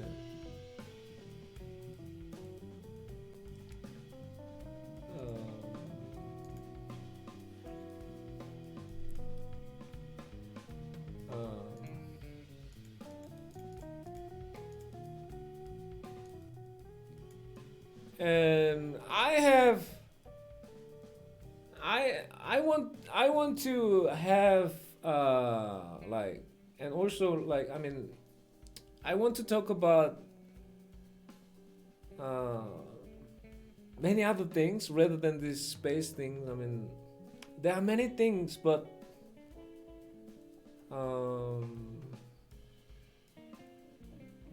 yeah, I mean, I'm scared. I'm scared to talk about. I mean, and I mean, and at the same time, I think this is something wrong. Yeah, I mean, it shouldn't be like this. I mean, people can. I mean, even if it's wrong, brother. Even if it's wrong, people should talk about anything, what they think. Yeah. Yeah. People shouldn't be scared about. People shouldn't be scared talking about what they're thinking. Yeah. Even if it's wrong or not. Yeah. That's how our civilization has been built. Yeah. Has been like advanced. Like, how can I say, through all the discussions and shit. Yeah. Yeah. Yeah. When a discussion happened. Think about it, brothers. When a discussion happened, those two parties, like discussion about one topic, right? When a discussion happening, of course, when it's at the beginning stage, like those two parties have different opinions, right? And through this discussion process, one party accepts how can I say, one party accepts their faults. Yeah, you're wrong, this is right. Yeah, and then problem solved. And then yeah, it's like that, everything. Yeah. We need like discussions. We need to question about everything. We need to able to speak everything, like speech of freedom, brothers and sisters. And then, if I'm wrong, yeah, people would know it. People will know it eventually. If I'm wrong, people will know it eventually, right? Yeah. But just avoiding these discussions that's wrong. Yeah? That's fucking wrong. Yeah? Like, yeah, the government blocking YouTube comments. Yeah? That's fucking wrong. Yeah, I mean, I don't understand. I mean, whenever I try to watch this, the speeches of this Prime Minister in New Zealand, they somehow blocked all the comments on the YouTube. Yeah, I mean, that's fucking wrong. I mean, even if some people, I mean, leave like wrong comments, people will know about it eventually. If that is fault, yeah, if it was wrong, people will know about it eventually. So what's, I mean,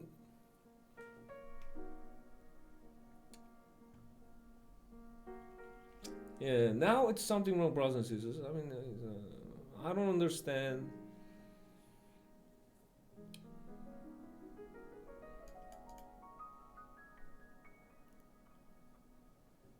The spiritual awakening bee.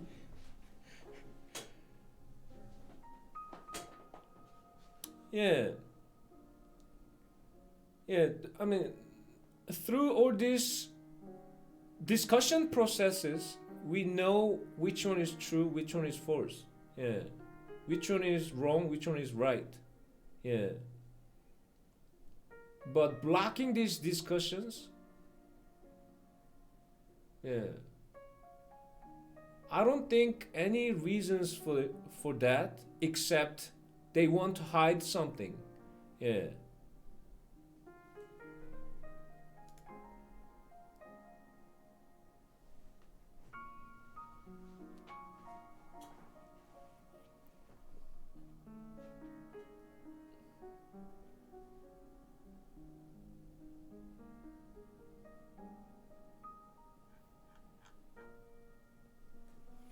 Yeah, why? Yeah, I don't understand this. And I mean,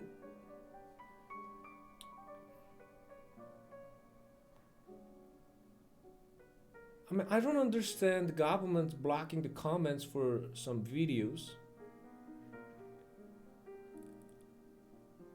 I mean, I understand government.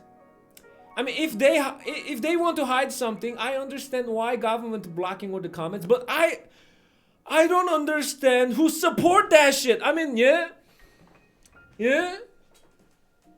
I mean, I'm actually surprised that there are many people actually who supporting that. Yeah, blocking comments for some videos. Yeah, Jesus.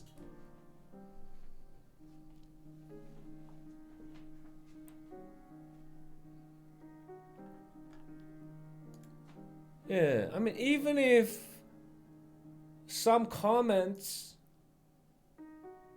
are not what you're thinking, yeah?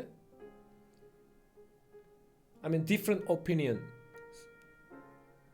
Even if those comments, some comments are like different from yours, yeah? Should we just block them? No. Yeah.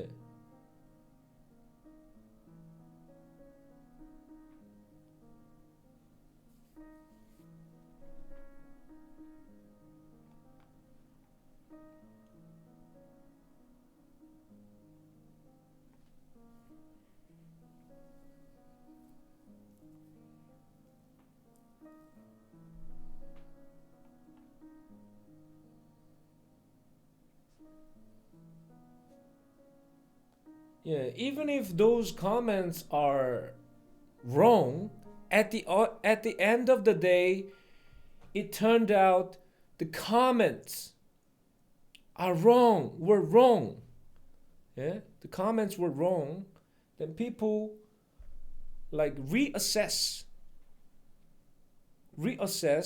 for you and the wrong comment again. So what's the the point is people will know everything. People will know the answer eventually.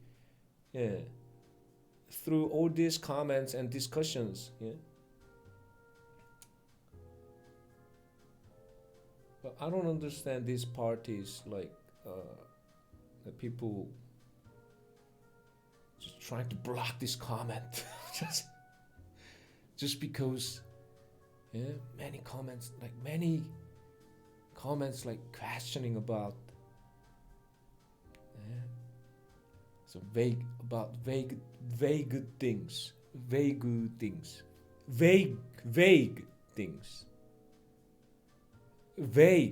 things. Sorry for my English.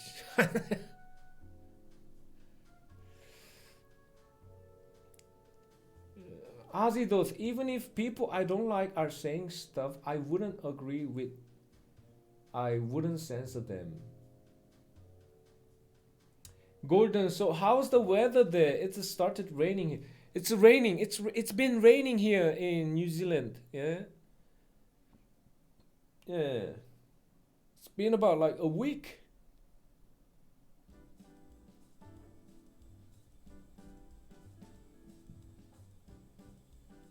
Yeah.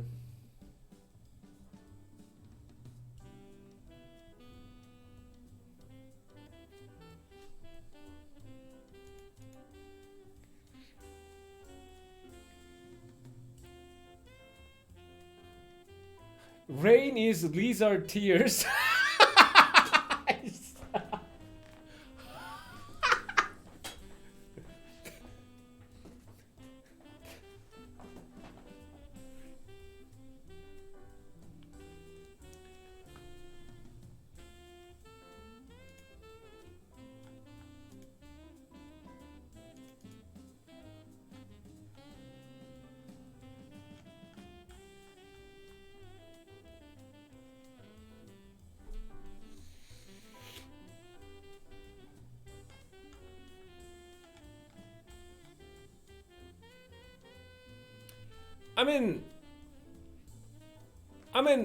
I have a pure question, brothers and sisters. I have pure question about COVID. Yeah, it's not about vaccine. It's not about vaccination or anything. Yeah, I just pure question about this COVID, brothers and sisters. Can I? Yeah. So now,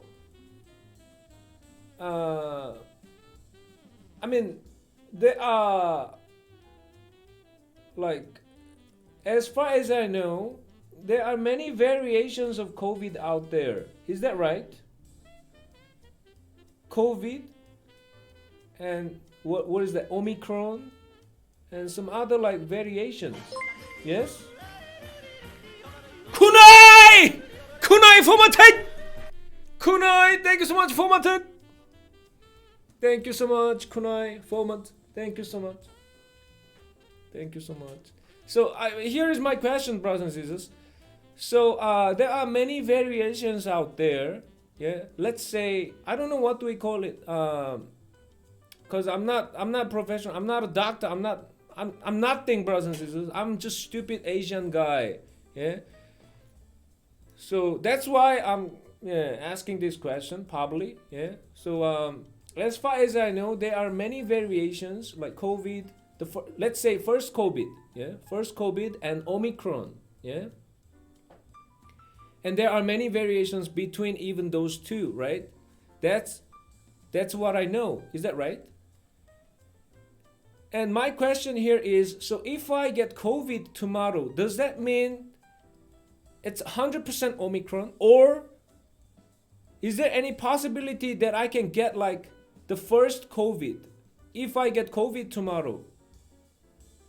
Yeah, is that like 100% Omicron, or is there like a 0.001 point chance to get the first COVID? Yes? That's my question. I'm just asking. If I get COVID tomorrow, can you say that's like 100% Omicron or other variations? It's a trap. Yeah? I think, brothers and sisters, I think it could be the first COVID. It could be Omicron. We never know. Yeah, we never know, right? Yeah. So we never know. There is a still chance that I can get the strongest COVID, right? Stop it. Get some help. I mean, if then I don't understand now. Most of countries now kind of releasing their like strict like limitations for this. Like they are kind of releasing like people start like wearing off their masks. Like the vaccine pass is kind of disappearing nowadays. I mean, if there is like even like small chance,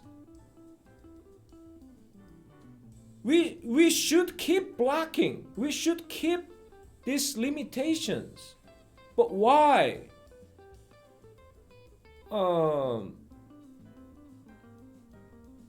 Right? I mean, isn't this like reasonable question? I mean,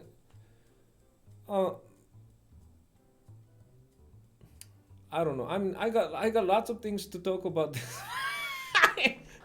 I got a lot of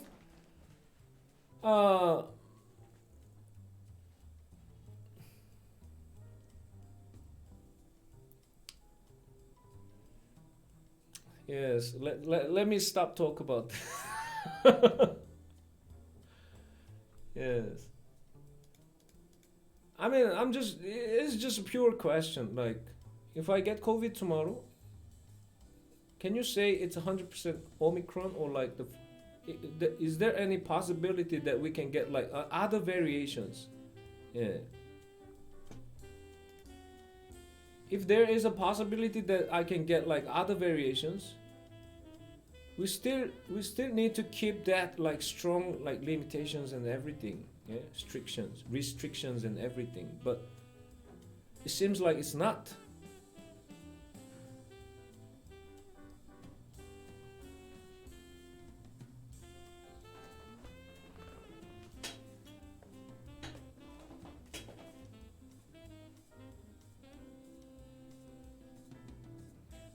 I can say 100% that would be whatever the person you contacted from. Yes, that's 100%. That's what I think.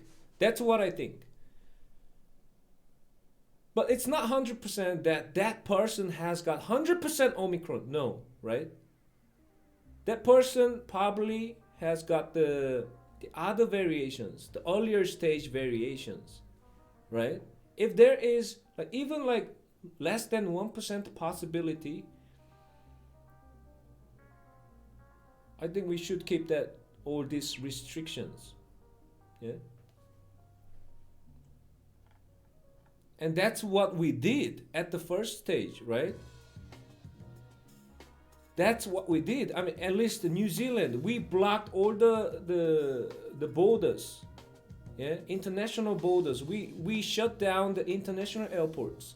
That's what we did because there is like small possibility that we can get like COVID from the other countries.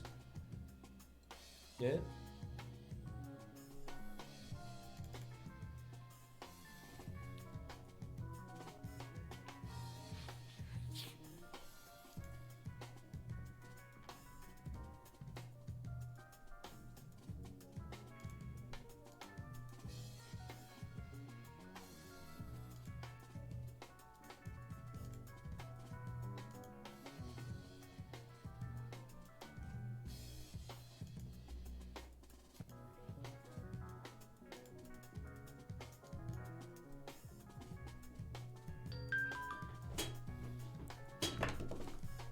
FBI! Oh my god, FBI!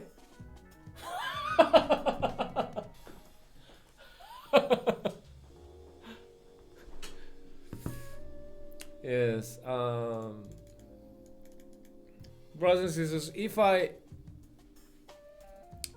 die tomorrow, brothers and sisters, if I die tomorrow by car accident or whatever it is, yeah, it's not accident, okay? It's not accident, yeah. Yes, if I disappear tomorrow, it's not accident, please.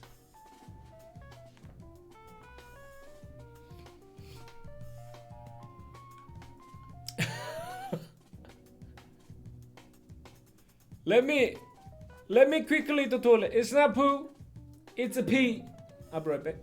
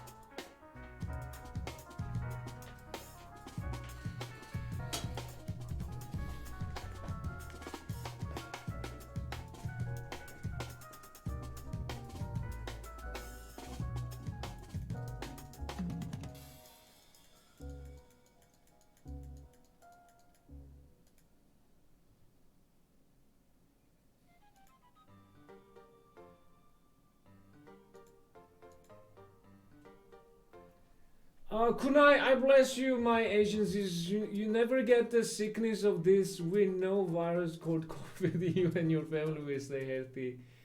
And you have my blessings on that from your sugar daddy. See, sugar daddy Kunai! Thank you so much. Thank you so much, brother. Thank you so much.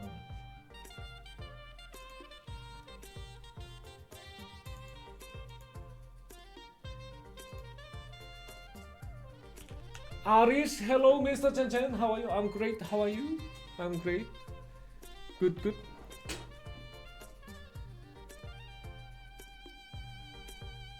Yes.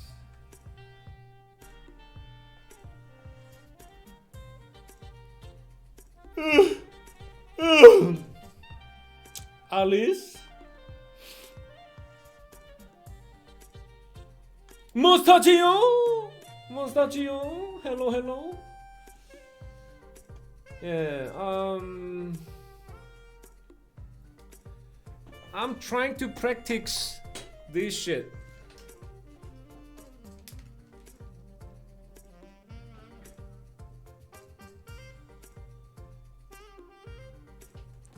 Let me show you this. I'm trying to practice this one. Yeah, the codes. The piano codes, brothers and sisters. Piano codes. Piano cam. Piano cam here, piano cam. Piano cam here, piano cam. Piano. Chords.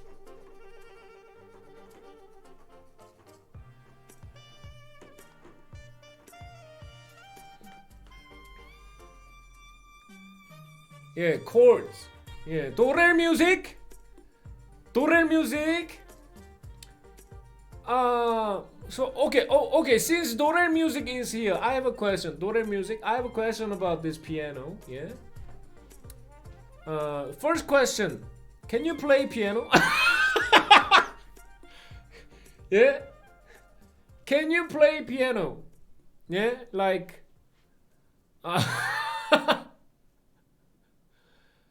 Yeah. Can you play piano like, I mean, play piano, I mean, can you play like piano without this shit? Yeah. What do we call this? The book. Yeah. Can you play piano? Shit music, yeah? Yeah, without shit. Yeah? Can you play piano? I mean, whatever, I mean, what do we call this? You, in your mind, you have these melodies, yeah? And you can play piano like straight away, yeah? What do we call this? Like, what do we call this in English? You play piano. Like, what you thinking? Yeah, you know what I mean? Like, straight away. Like, without practicing, you can play, like, straight away. Boom, bam, bam, bam. Yeah?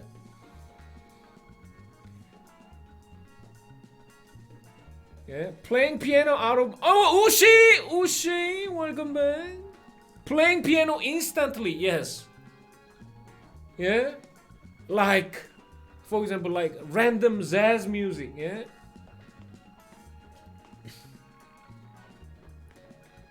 Improvising, I think that's the word.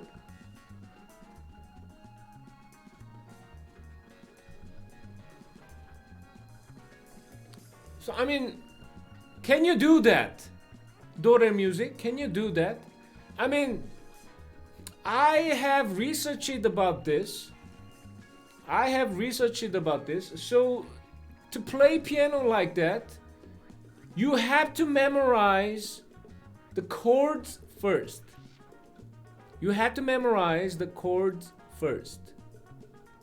Is that right? Yeah, you have to get used to those fingers and everything for the chords. Yeah, chords and scales. Yeah.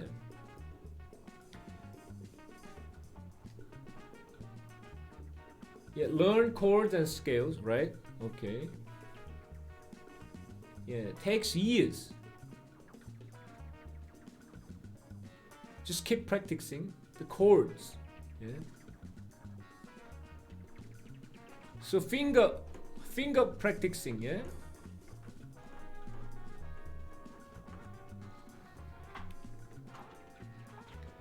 I mean, spell 316. Spell, do we have spell here? Spell? Spell can do it. Do-re music. Spell. Can he do this? What, improvising? Or what do we call it? Improvising. What do we call it in English? Improvising. Yes. Improvised piano play. Yeah. Can Spell do this?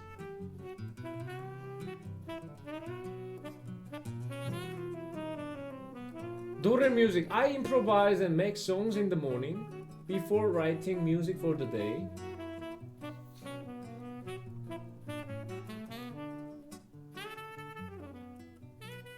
So it takes years, yeah?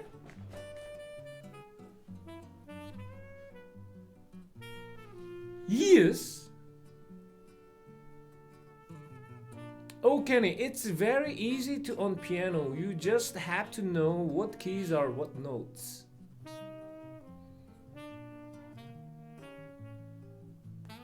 Yeah, but you played piano as a child, so you have the skill. I don't have any skill. Okay, oh my god. Yeah?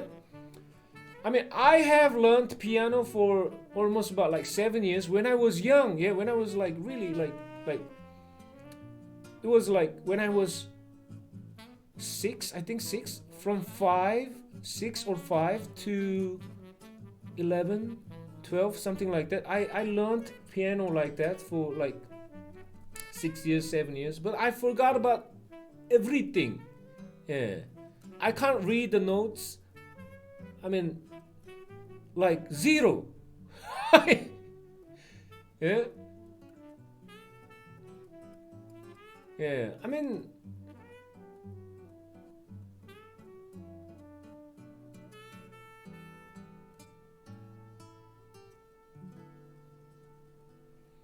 Ushi, for me it takes years to get my hair done in the morning.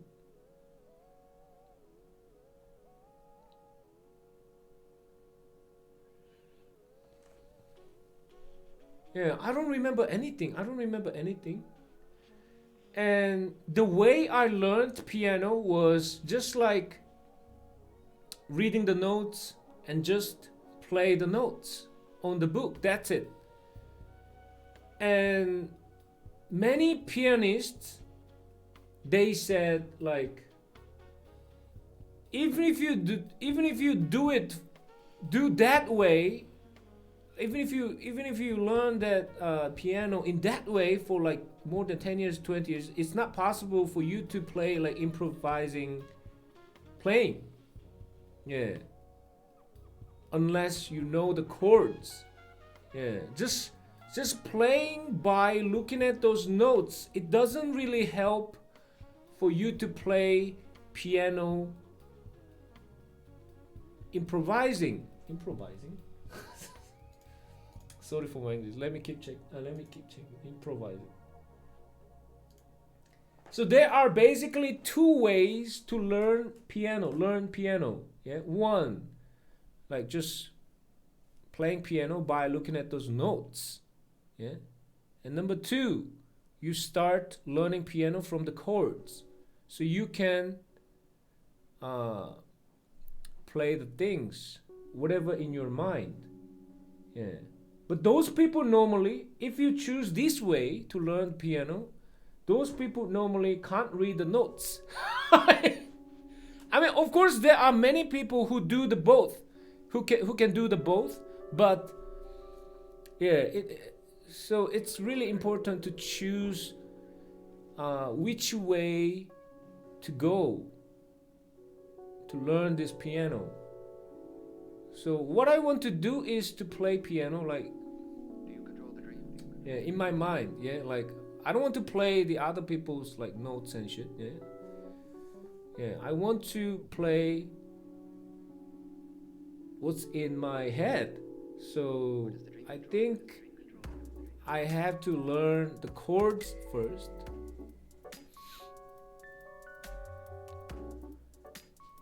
Do-re music, improvising is a different skill. It's like learning to work and learning to swing. Ushi, seriously grab 2 chords and practice them during a day or 3. I have to combine them. 2 chords can make a rhythm. Then practice 2 more, combine, and so on. Do-re music both uses the body but in a different way. Oh, Kenny, the chords all have a pattern to them. There's basically 2 patterns and you just need to know the first key. Do-re music. I learned by improvising, then learned notes in school after. Yeah, I mean that's the best way. Yeah. I mean, Ushi. I mean, who taught you the piano? Yeah, who taught you the piano for the first time? I mean, it's like good teacher. Yeah, you met you met a good teacher. Who taught you that? Yeah.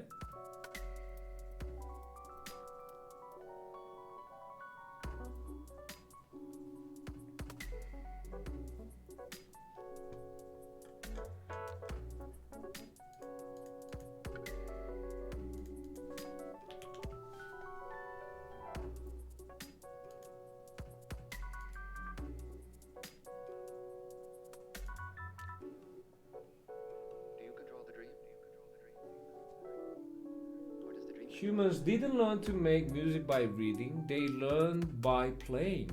Exactly, yes. So I'm trying to learn the codes first. Yeah.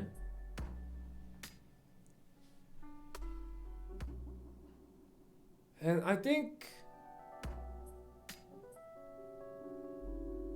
I can do it in about like 3 months.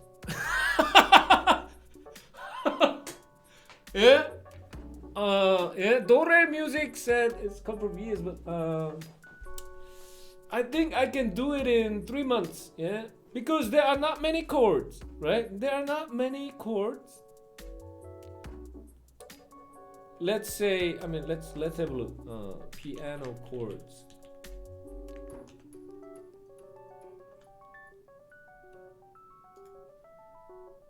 If you look at these piano chords, for example, C. 1, 2, 3, 4, 5, 6, 7, 8, 9, 10. 1, 2, 3, 4, 5, 6, 7, 8, 9, 10. 1, 2. Let's say 30, yeah? 30 chords exist for C. Yeah? 30 chords exist for C. Of course, some of these are not, we don't really use some of these chords, right? Yeah? But doesn't matter, yeah? Let's say 30. Yeah? C has got 30 chords. C sharp has got 30 chords. Yeah? 30, 30. Everything has got 30 chords. And there are probably some duplications, yeah, right? So let's say there are like 300 chords out there. Yeah? 3 chords. Let's say there are 3 chords, 300 chords exist. Yeah? And I have to memorize my fingers and everything for each chord, right? And how long it's gonna take, that's the question.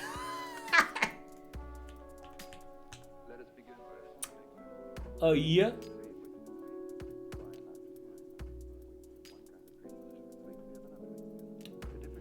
Dore Music, he's thinking about music like a program. Cause I'm a program. Yeah, that's the way I think. Yeah. The third person camera setup is cool. I mean, this. Yeah. Sora, you like this? You like this camera setup? You like this? I remember I used to use this when I play Tekken 7 with Deda Rink. Deda, you remember this? Yeah.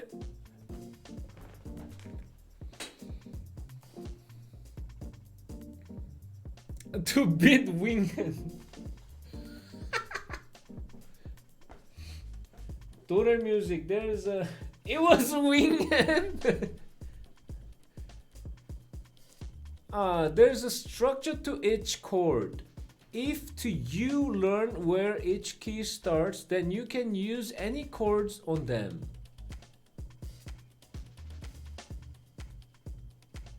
If you learn where each key starts, then you can use any chords on them. The hard part is mixing chords together. So, I mean, how do you know this chord and this chord? It's like this chord and this chord's harmony is good. How do you know that? Yeah. You just need to memorize all these things too.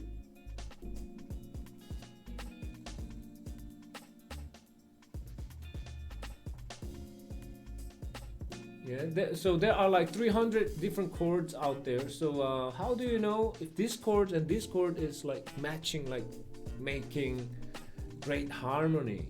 How do you know? You have to memorize.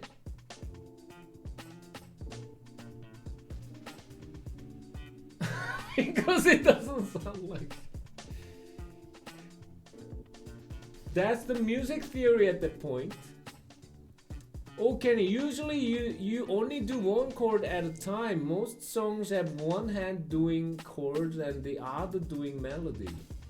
Do re music. It's like saying two colors work together compared to others. I mean, okay. I mean, my bad. My question was, yeah, pressing the chords not at the same time.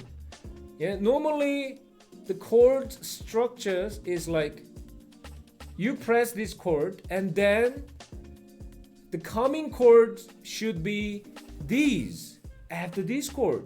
Yeah. Yeah. How do you know that? How do you know this? Yeah, that's my question. So not pressing the multiple chords at the same time.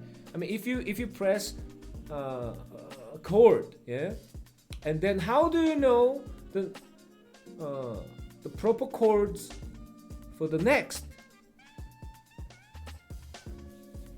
The chord progression, yes. We know by the music we listen to. So what do you mean? I have to memorize that.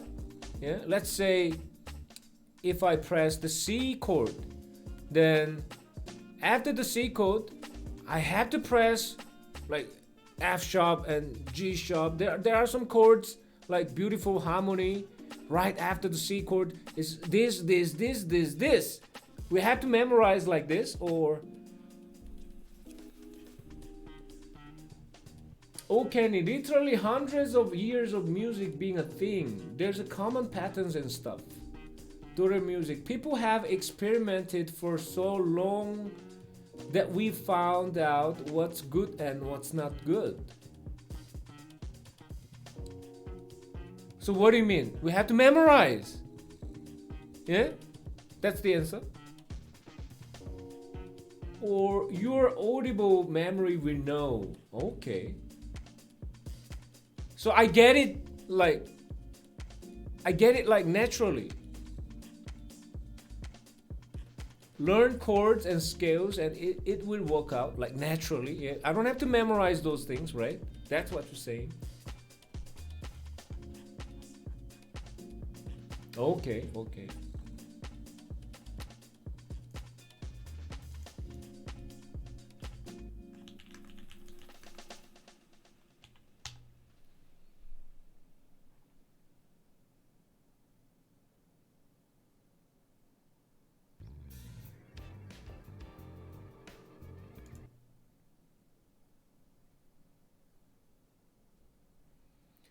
Ushi, question, how do you drive a car? How do you memorize to brush teeth?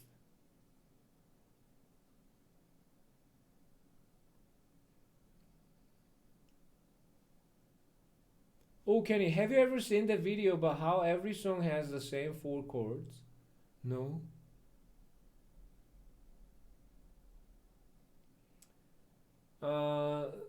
Daddy Candy, Mr. ChanChan, sorry I haven't been watching. You deserve all this. Thank you so much. I mean, Daddy Candy, welcome back. Thanks so much. Hope you and your family are doing well. Yes, it's good. Good so far. Search Jacob Collier explains harmony.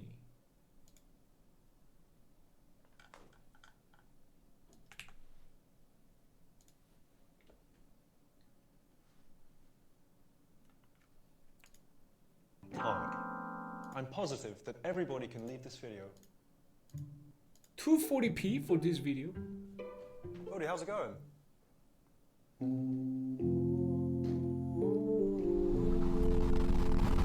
That's what musical harmony is. Does that make sense?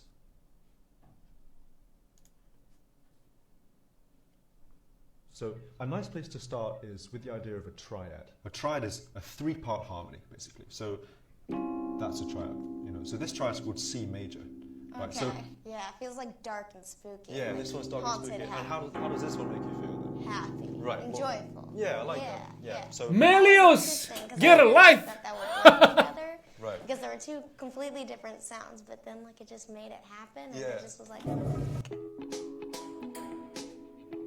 But what about negative harmony, the dark side? Harmony.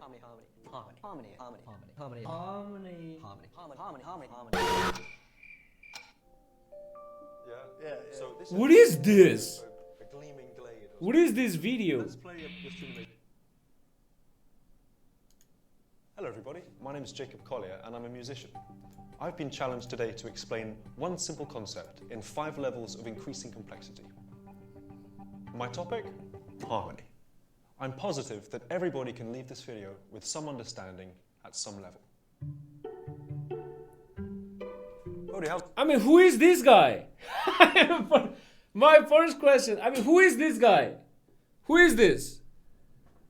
I've never seen him before. Who is this? He's a genius.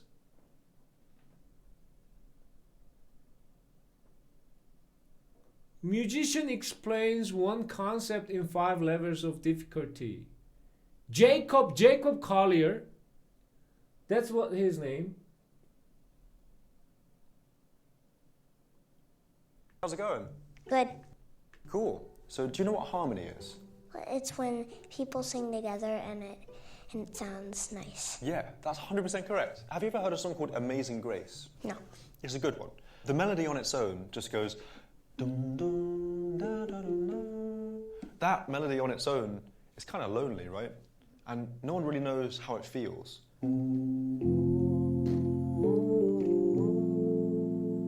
So which one did you prefer? The second one. Awesome. And why did you prefer that one? Because it sounds better. Yeah, oh, that's great. I can decide how I want this melody to feel, and the more notes there are, the more exciting it is. That's what musical harmony is. Does that make sense? Mm-hmm. You're the best. Thank you. Have you ever heard of harmony? Yes. Okay, so what do you think harmony is? I think basically it's like one person has the lower voice and like a girl usually has the higher voice. Yeah. And then they blend it together. I like it. That's absolutely correct. Okay. Harmony is about injecting melody with emotion, Yeah. so that ultimately you leave home and you return home and you've learned something along the way. Yeah. So a nice place to start is with the idea of a triad. A triad is a 3-part harmony, basically. So that's a triad, you know. So this triad is called C major.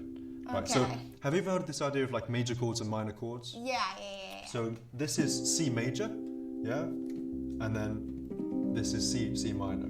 So the feelings are different, right? Yeah, it feels like dark and spooky. Yeah, like this one's dark and haunted spooky. And happy. how does this one make you feel then? Happy. Right. And well- joyful. Yeah, I like Yeah, that. Yeah. yeah. So in Amazing Grace, if you start with F, you know, if I go sweet the sound,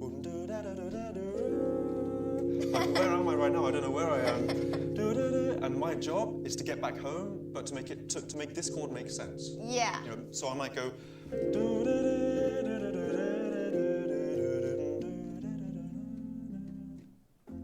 Oh man, that sounded really good. I was Thanks. surprised. Oh, That was cheers, like Karen. happened. My job as a harmonizer is to find that narrative and make it make sense. That was interesting because Cool. I didn't think that that would work together. Right. Because there were 2 completely different sounds, but then like it just made it happen and Yeah. it just was like pow. Amazing. That's great. Magic. Essentially what harmony is it's like a language, right? And so as with any language, the more words you're capable of speaking in a language, the more you can say, right? So in harmony, this might be how many notes you can think to add to a chord to make it feel a different way. Have you ever heard of the circle of fifths? Mm-hmm. Okay, that's great. On one side, we have a lot of the notes which make us feel brighter, you know, like these kinds of, these really bright sounds. And the other side is a lot more to do with the darkness of a key centum. So we're home in F, but imagine we're taking a quick visit to B flat, but then the sun comes out. Oh, yeah. What notes would you suggest I add? F. F is a great one. Yeah, and if we keep going in that direction. Yeah, C. Yeah. And then G. You got it? Yeah? Yeah. So this is like a gleaming glade or something, you know. Let's play this tune Amazing Grace. Let's play it in its simplest form. Yeah. All right, so we're going to start in F, right? Yeah. So it's like, I want F, yeah. B flat, yeah. F. F. C. F. So at home. Yeah. Nice. Okay, cool. Let's try one more version where we add some colours. All right. So let's visit the B flat with a bit more imagination, just to see how things feel. Yeah. All right. Let's do it. So it's F major 7, but it's over A. Which is F7 over A. B flat major 7 with an A and a G in it. F major 7 with an E and a D and a G in it. D minor 7 with a G in it. C sus. Oh, minor, nice. B flat major. G7, F sharp major 7. Home. Yeah. I like that. So what harmony does is just gives us even more tools to tell those stories. Cool, yeah. Nice, man. Awesome. Jesus! One nice emotional balance when it comes to harmony is just thinking about Jesus. how to arrive somewhere. You know, it can be so sparse, it can be so rich. So it can be really many emotional. such things This today. idea of the overtone and undertone in the harmonic series, how much do you know about this? Only until I started listening to singing, like barbershop quartet, and as I was a violinist as well. Great. Then I Hold up, I mean, where is Chibi? Chibi? Chibi, come back! Where is Chibi? Chibi?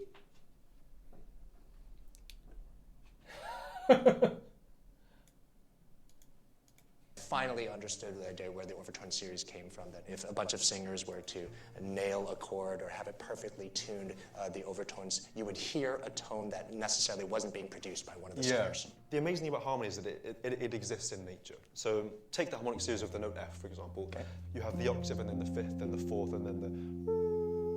But that's a little bit sharp, but that's fine. And then the intervals get increasingly small. Beneath that note, you have the undertone series, which essentially is like a reflection of something. In the same way that when a tree grows in nature, you have the branches which go upwards and the roots which go downwards. So it's quite a nice thing to think about this being the key center, the floor, the ground, and then these two different directions of ways in which it can express itself and the differences in the sensations with that. Lots of the time, I think when it comes to reharmonization or harmonization, people think that the solution to the problems come when we add more notes. Yeah. I think that people forget that you can work with the notes you already have by just rearranging them. Just the simple idea of inversion, inversion of the simple triad of F major. So I was lost and now I'm found, was blind but now can see. Now, how home do I want to go here? Is there another verse to come? Right. Because I can delay the gratification of going home. First of all, just by using inversions, even before we add notes to the chord. One thing that I was very joyful to discover is that every single melody note works with every single bass note. So, could you demonstrate that? Yeah. So this is the note F. Yeah. F major, F minor, G flat major 7, G flat diminished, G flat minor major 7, G minor 7, G sus, G7, G7 sharp 11, and then G7 with a flat 13, right? A flat sus, A flat major 7, A flat major 7 sharp 5 with a sharp 11. Essentially what that demonstrates is that... Oh my god, so he actually remembers everything, every single chord. He knows whenever he comes up a chord in his mind, his finger is already there, yeah?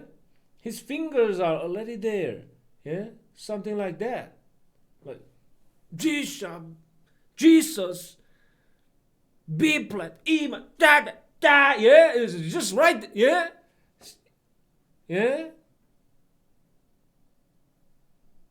Every note and every bass note are compatible.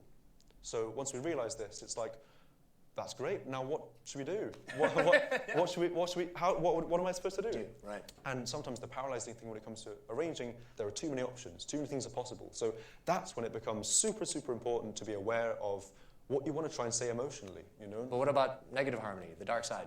So essentially, the way I Oh my god. OG, music is his life. Playing piano for him is like cooking for you. this idea of polarity.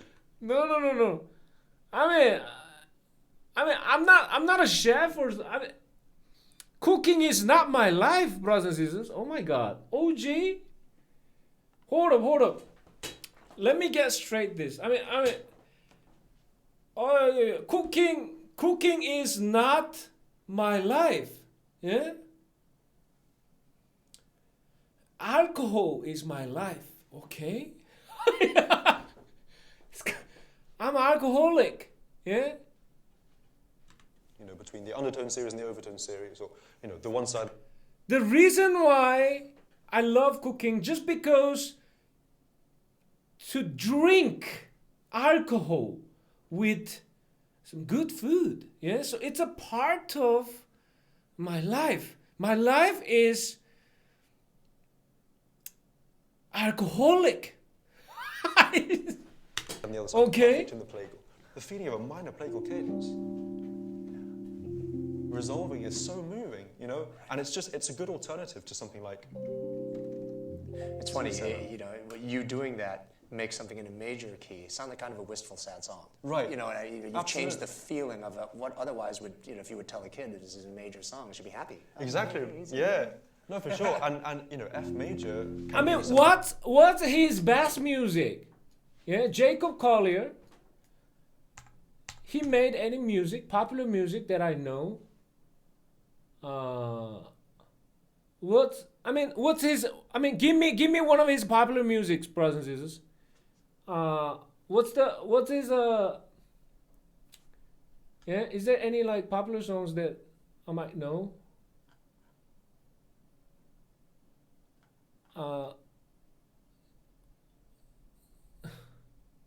Oza? Zza? What is this?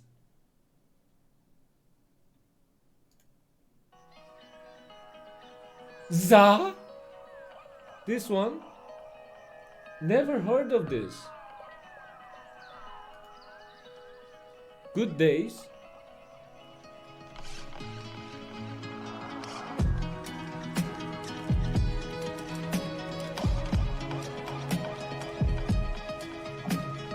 Good day in my mind, safe to take a step out, get some air now, let your edge out. To some iceberg, you'll be heavy in my mind. Can you get the heck out? I mean, right. What do you mean? Is this his voice? What do you mean? Baby. I've been on my empty mind, shit. I should've kept from losing the best in me. I worry that I wasted the best in me. Oh, yeah, baby, you don't care. Now I'm trying to be This song makes me want to land on the trying to make sense of the change that me a war in my mind. Gotta let go of Wayne, think he was holding. Who thinks Apollo 11 really went to the moon in 1969, brothers? Me, choose the right, but it will break up in front of me. All the while, I wave my arm and feel it a smile. Still wanna try, still believe in good days. Always inside, good days in my mind. Good days, baby, in my mind. I'm here, trying to find the good in life. I care for you, I'm there for you. I mean, brothers, hold up. Yeah? Good music. But, yeah? Where can I get this hair? Yeah, I want to try this hair. Sora, is there any place that I can get this hair in New Zealand? Yeah? I'm interested in this hair, not the music. Yeah? Daughter music, my mom can do it for you. Come to the UK. Yeah? I have seen this kind of hairstyle many times, right? But every time I see this kind of hairstyle, yeah, I wonder how people maintain this shit. Because the hair keep coming out from your head, right? So if you like, how can I say this? Like, if you make it like this, but the new hairs from your head, it's like straight, right? But you can't, like, sorry for my English. But you know what I'm talking about, right? How do you, I mean,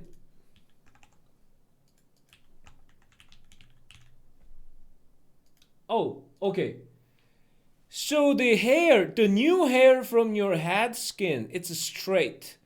So to twist again for the new parts, you have to like retwist the hair and then twist again from the scratch.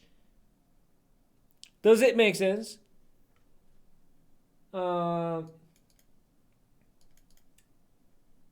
Oh, Kenny, there used to be a tool to do it at home, but I'm pretty sure it's banned now. Why? I mean, what do you mean banned? Dedaring, my cousins do it, but most Asian hair aren't coarse enough to hold the braids. Doraemon music, we undo and retwist every month. Oh! Oh! That makes sense. That makes sense. And our hair is curly, so it holds better than straight hair. Oh, Kenny, you have to undo and redo it every time. Okay, that makes sense now. That makes sense. So this is like, so to remain this kind of hairstyle is like expensive. Can I take it in this way? I mean, yeah, expensive hairstyle. Yes. Swear I'll do how to approve. You could be mine, you could be mine, you could be mine, and I'll be over here. Bare in my heart, bare with the scars, giving you a heart. But if you can do it on your own, then it's cheap, just time consuming. It takes a lot of time though.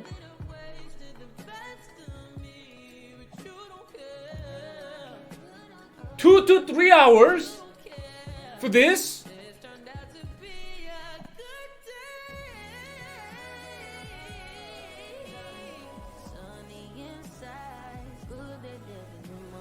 I mean, what do we call it? This kind of hairstyle, what do we call it? Braids?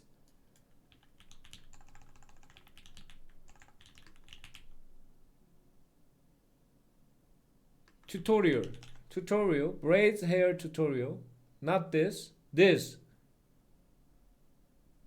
is what I'm talking about, yeah?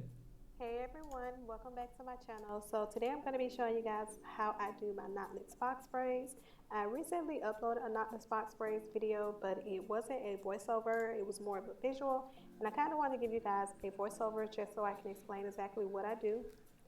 So first I like to start out by parting the hair from one side of the head to the other side of the head. And then once I do that, I like to go within that section.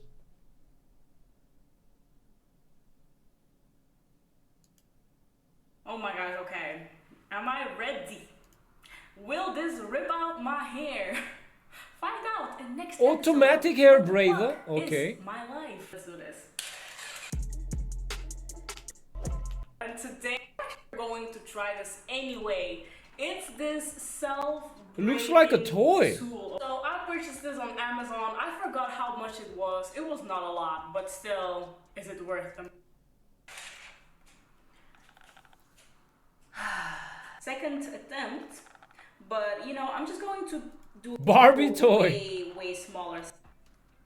Oh my god, it is literally my hair is sectioned. One more time. That I skipped. No.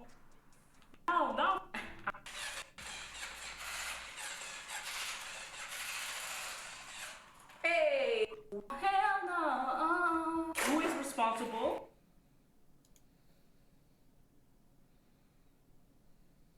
Is there any like proper one for this?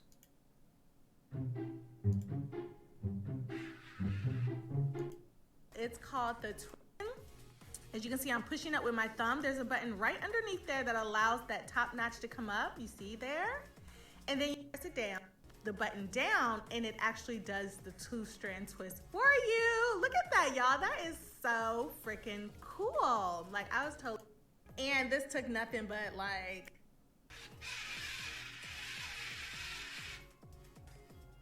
I'm going to go ahead. Oh, yeah. So I'm basically trying my best look, but it is giving me a defined look, as you guys can see, and it's giving me length. But yeah, will I try this to?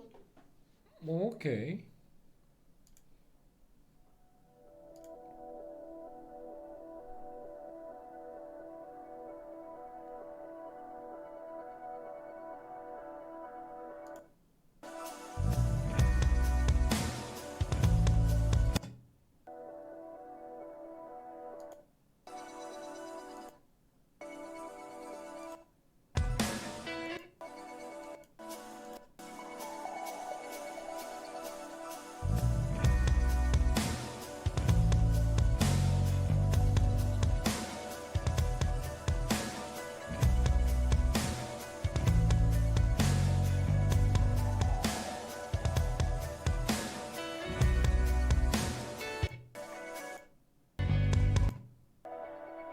Oh, wow.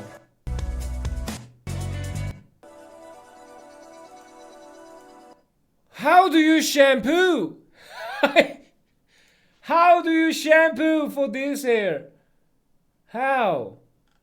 Shampoo? Yeah?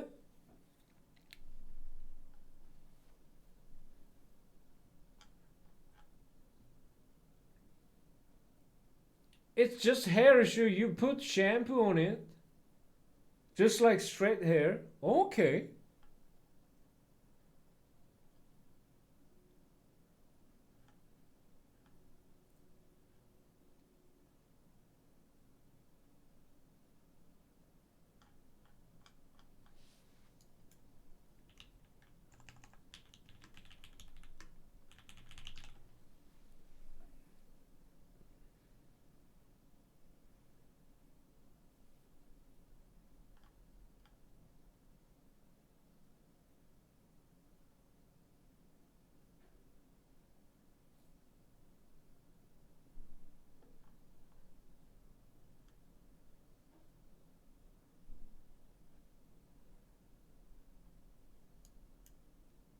And we're using our one. I think this video is great. This video is great. What do you think? Dore music? I mean, as a professional like piano player. And you don't have to feel stressed about it. And if you can do those things, you can basically play any song. So that's very exciting. Okay, so let's dive in. Number one, most people begin with their chord inversion practice in an easy key signature like C, which is great, but I actually find that practicing inversions in a key signature that includes one or more sharps to be much easier. So we're gonna start with D major for our practice today. And the reason for this is that this black key will actually help you to navigate. Why D? Why D, not C? The keys so that it's easier for you to place your hand and know where you're going because you have this like landmark that's really obvious. Okay, so we've got our D major triad. The first thing we need to think about are the notes. We have a D, an F sharp, and an A. And this might seem crazy, but a lot of times we're always thinking about what are the next notes that we have to play. The notes will never change when you're practicing your inversions. You will always be working with D, F sharp, and A. That's it. Root position looks like this. It's like just a nice little stack of thirds. So get comfortable here first. Now the first inversion is called first inversion. And what we do is we take the bottom note and put it on the top. It's gonna look like this. So notice my black key is now the bottom of the shape. And this is really important because D is the bass note. You'll be able to play inversions with your eyes closed, practically sleeping. So F sharp, A, and D. Look at this. We've got a third on the bottom, a fourth on the top. So the small space is here, the big space is here, and we're using our 1, 2, 5. So that's the next most important thing is you have to memorize this fingering. 1, 3, 5, 1, 2, 5. And look how beautifully that fits underneath the hand. It's strain-free, it's right there. We call this first inversion. That root note, the D, is at the top spot, first spot. We're gonna do this again. We're gonna invert it once more. So this bottom note's gonna go to the top. So use that to orientate yourself. You're gonna play the same notes, A, D, F sharp. Now, the bigger space is on the bottom, and the smaller space is on the top, and that root note is in the second position. So we have a second inversion D chord, and we're back to 1, 3, 5. So you only need to use that 2 finger once, and then you're back to the 1-3-5 shape. Now if you invert this one more time, taking that bottom note, placing it here, so your thumb takes over here, that black key's back in the middle, and you're exactly where you started. So seamlessly, if we play that all together, root position, first inversion, use the 2 finger, second inversion, the root note's in the middle, and back to root position. So that's all fine and dandy, but how do you get fast at this? Well, that's where the repetition comes in. So what you want to do is you want to work at really getting comfortable with this first step first. So many of us are focused on getting to the... Hold on, let me try it.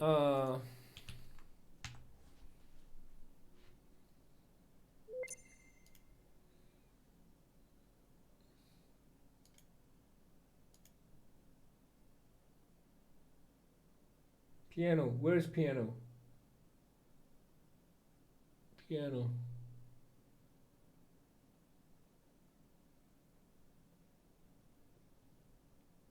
Piano! Ah, here. Okay. The top and the bottom, but so what you want to do is you want to work at really getting comfortable with this first step first. This one, right?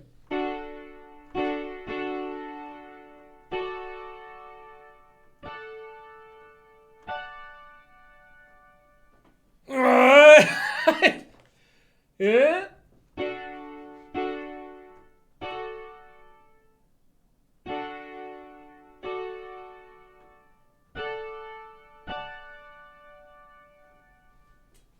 Easy?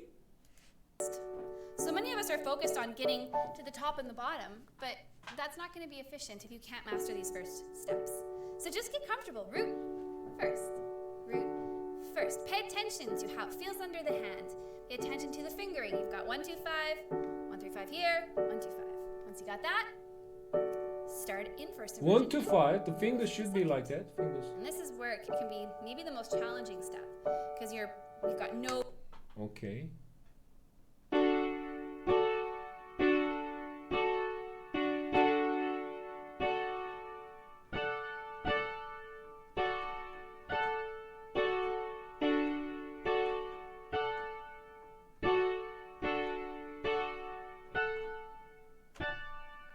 So this is, all these positions, we call it what? What did she say?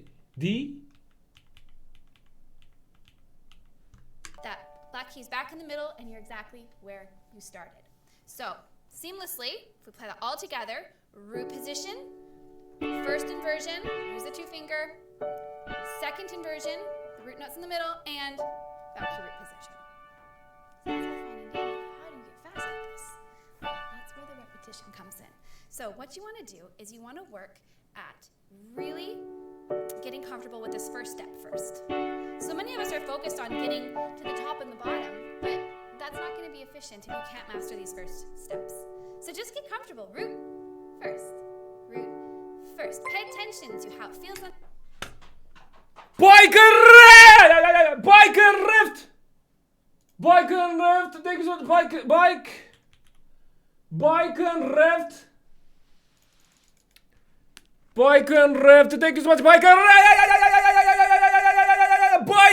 rift! Denk eens wat...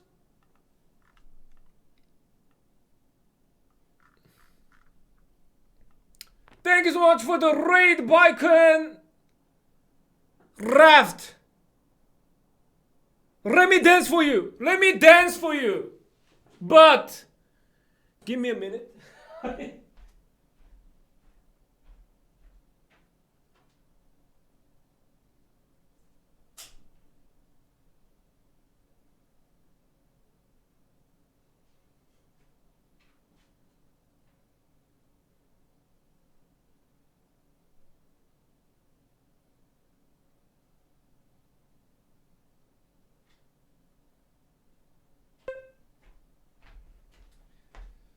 Okay, biker left. Thank you so much. I have a question. I have a question, Bike and Rev. Before I dance, I have a question. Yeah, I have a question. Why? How did you find me and why did you raid me? Yeah, I have a question. Bike and Rev. Masta in un cantier. Clepate. Guarda. What?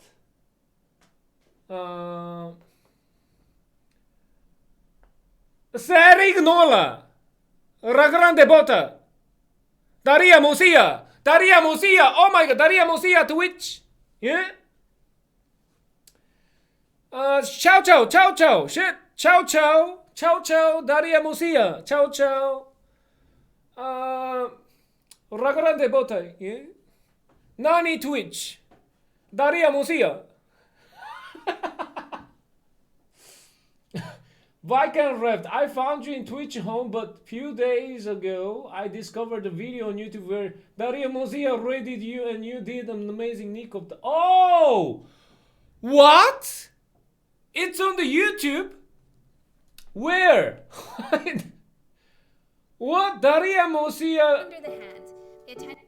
Dario Mozia Nikopto? What?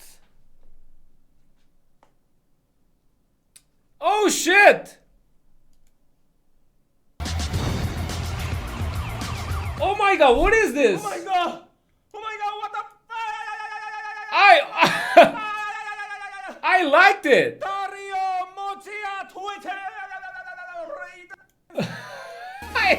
Oh my god, you are back then. Look at this. Oh my god.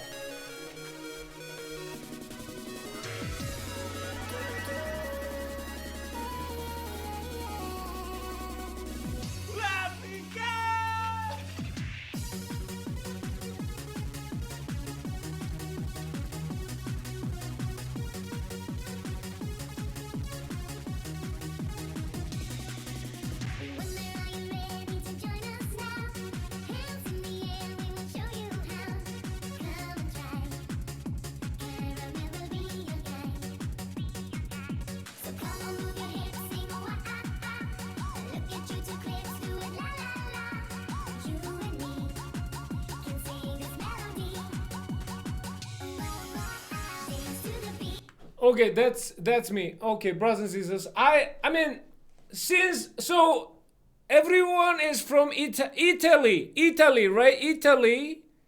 Let me dance. Let me dance to a Italian song.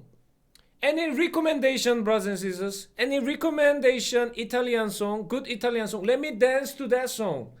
Recommendation, please.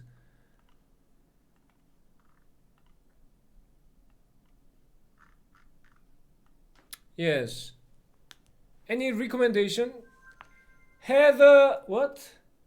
Heather Paris. Is this good song? Go with that. Okay, let's go. Everybody shoot it dip. I need you to dip.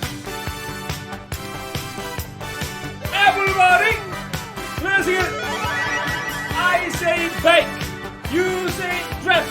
Bike, draft. Bike, draft. Everybody's spamming draft on the chat.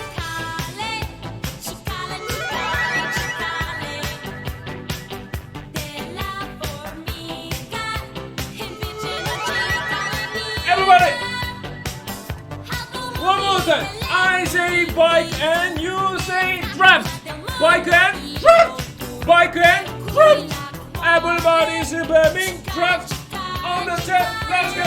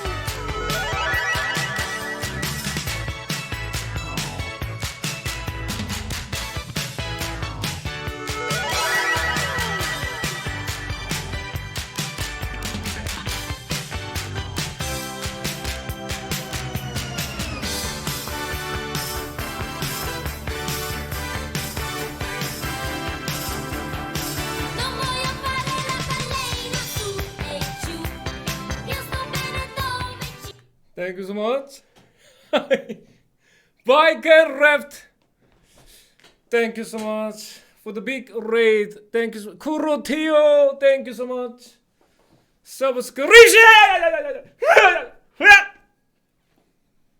Thank you so much. Amazing song. It's good song. What? Have Parisi. Sia Kale. Amazing song. Amazing. Piertarchi donated 200 bits. Cheer 200 Bucatini dance, please. Bucatini dance? What is that? Bucatini dance? What is that? Bucatini dance? This one?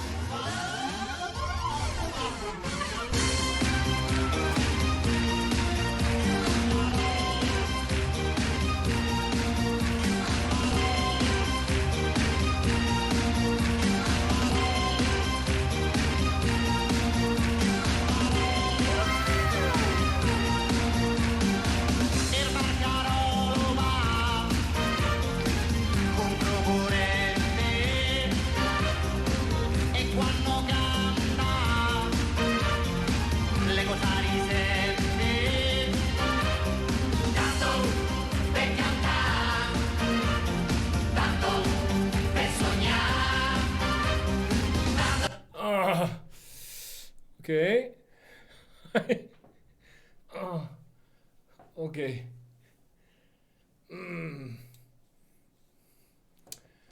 Thank you so much. Thanks so much. Yeah, I was I was practicing this piano chord. What? Huh? Shit.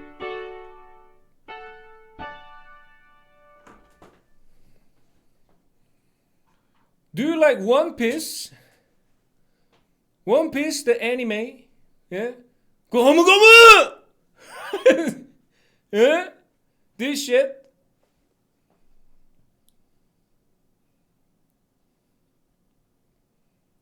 Yeah. La Grande Bota. Ciao, ciao. Thank you so much, my brothers and sisters from Italy. Ciao, ciao. Yes. Welcome, welcome. Please, if you search for Mr. ChanChan on YouTube, you'll find my my YouTube channel. There are lots of videos about my vlogs and everything. Yeah, yeah. So please subscribe. Thanks so much.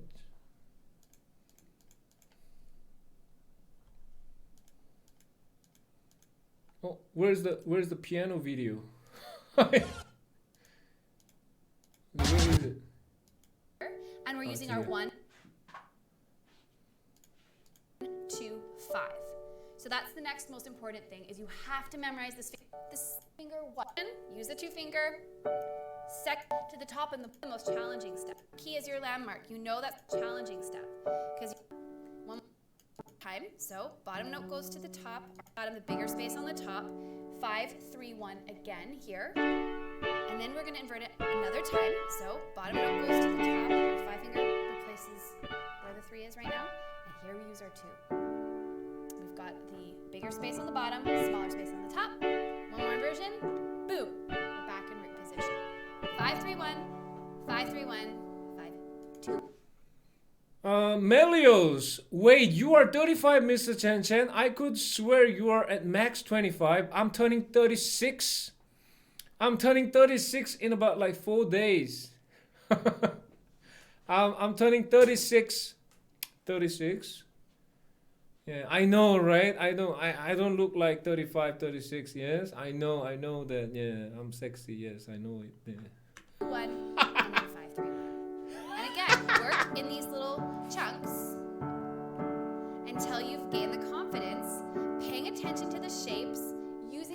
key to help orientate yourself, and you are going to be playing inversions with confidence in no time.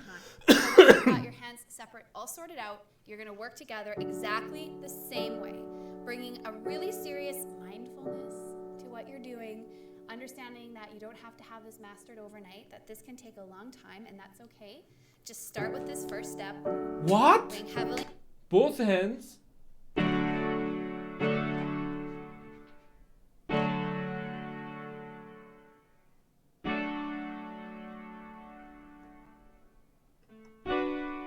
What?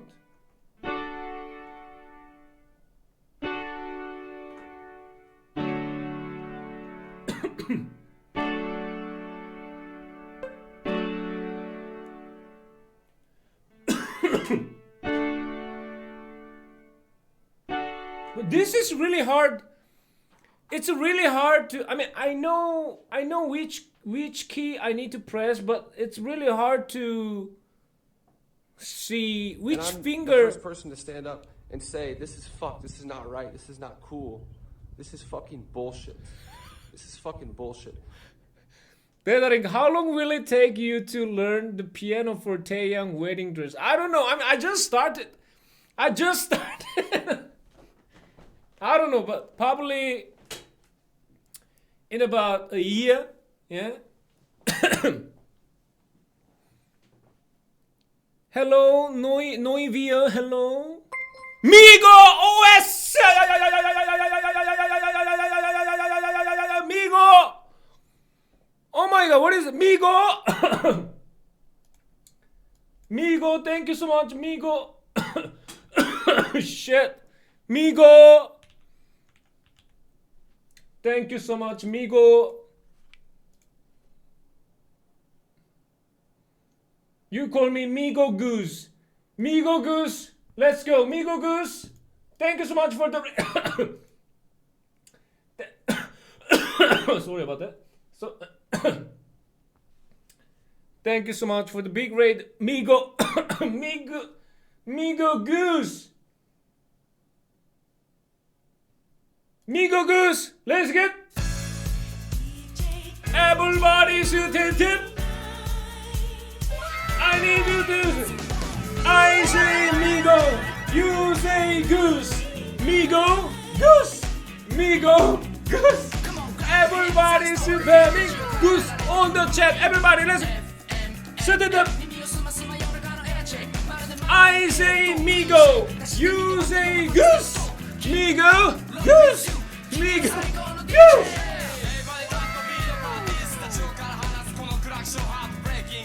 Set it up.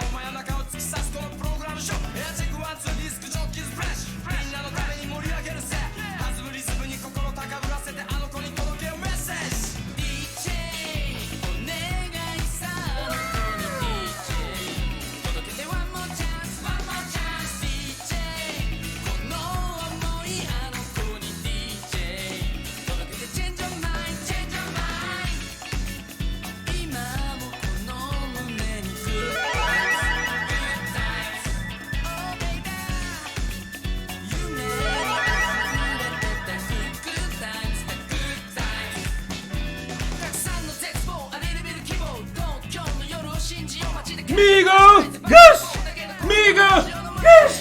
Everybody's having Migo Goose on the chat.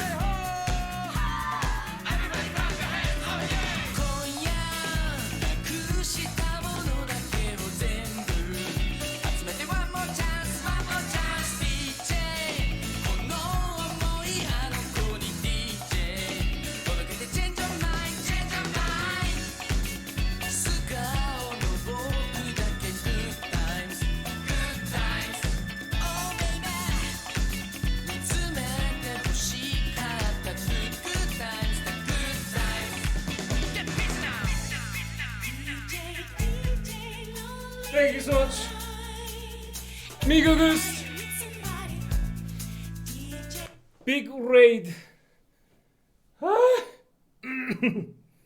Thank you so much. Migo Goose.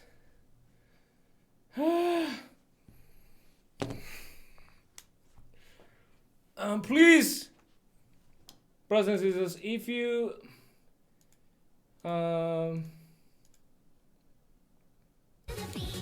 If you search for Mr. ChanChan on YouTube, you will find my YouTube channel. Please subscribe my YouTube channel. Probably you don't know about me, but yeah, you probably seen me before. You even if you don't know about me, probably you seen me before because have you ever seen this video clip before?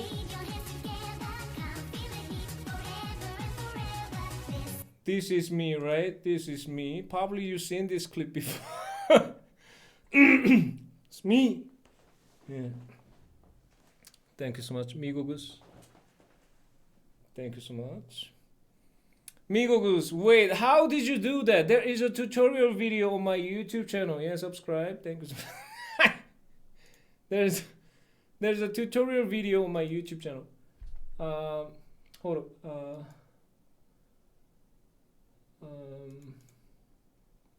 But let me quickly hit the toilet, brothers and sisters. Yeah, it's not poo, it's a pee. I'll be right back.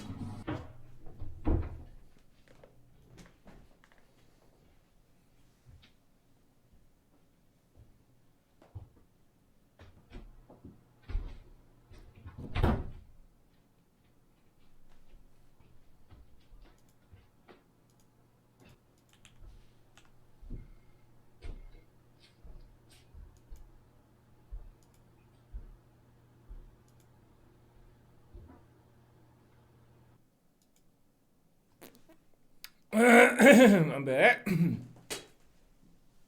Okay. Thank you so much.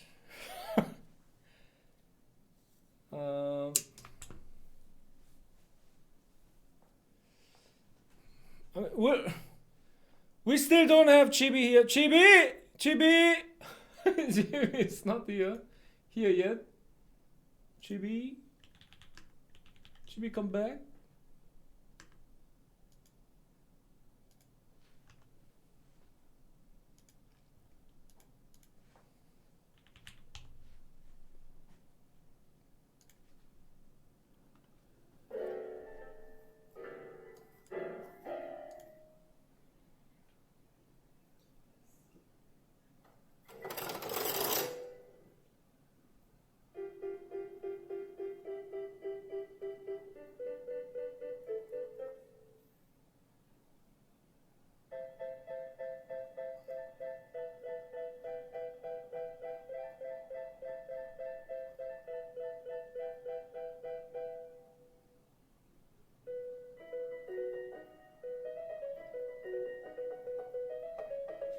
Shit!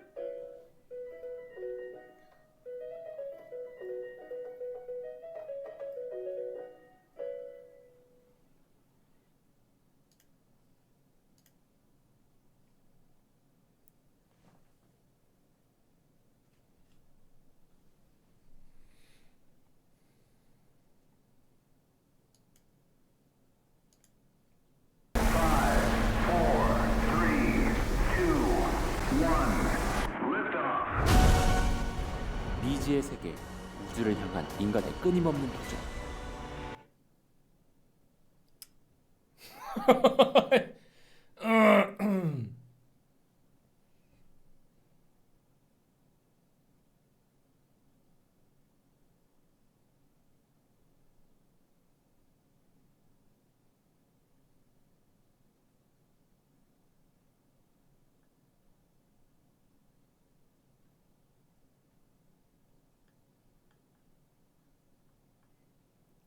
Jaji, are you still here, Jaji?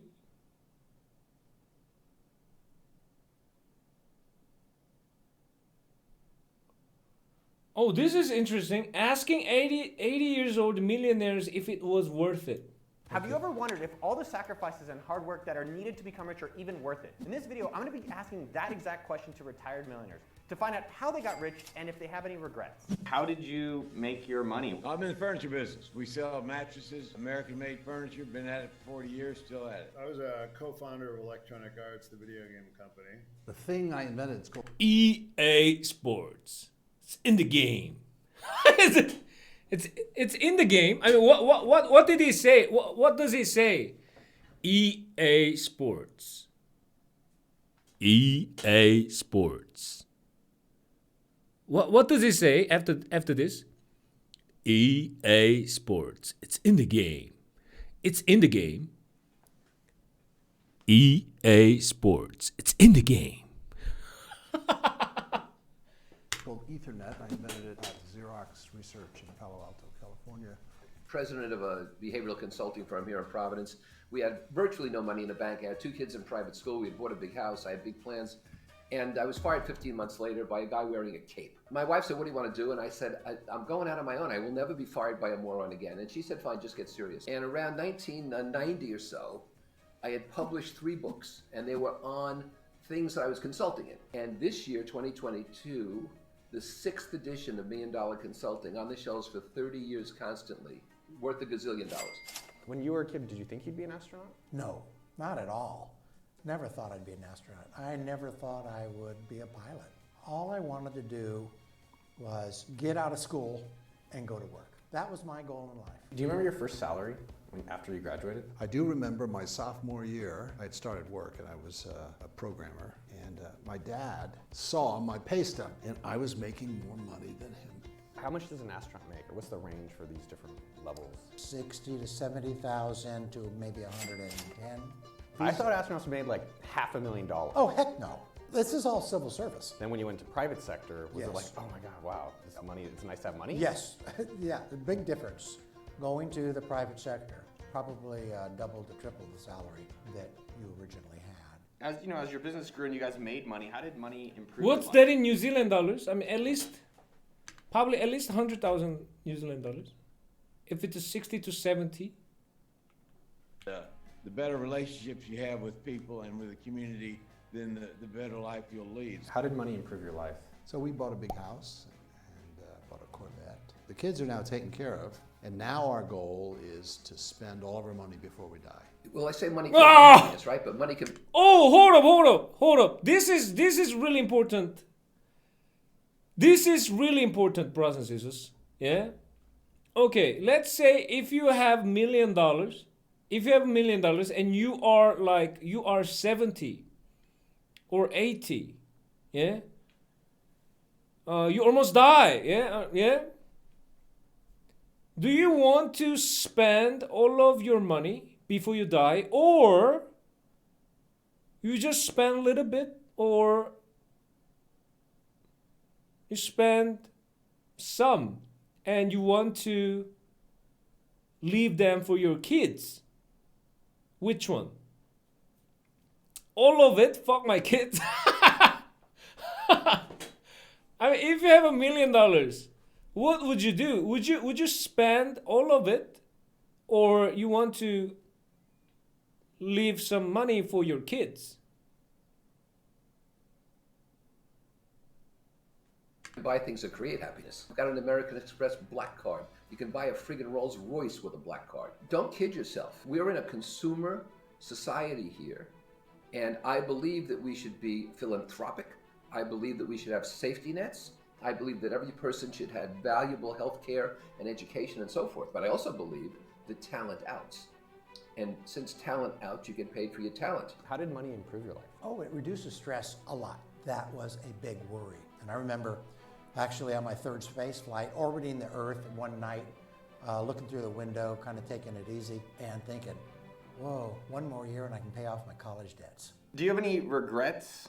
Or would you change anything about your career? And was it worth it? I regret I didn't spend more time with my kids when they were growing up, because I put a lot of my efforts into the business trying to grow it as something for them to hold on to and something to be good for the community. But my kids turned out to be great people, so their mother did a great job of raising them. I have no regrets, just looking forward to the future.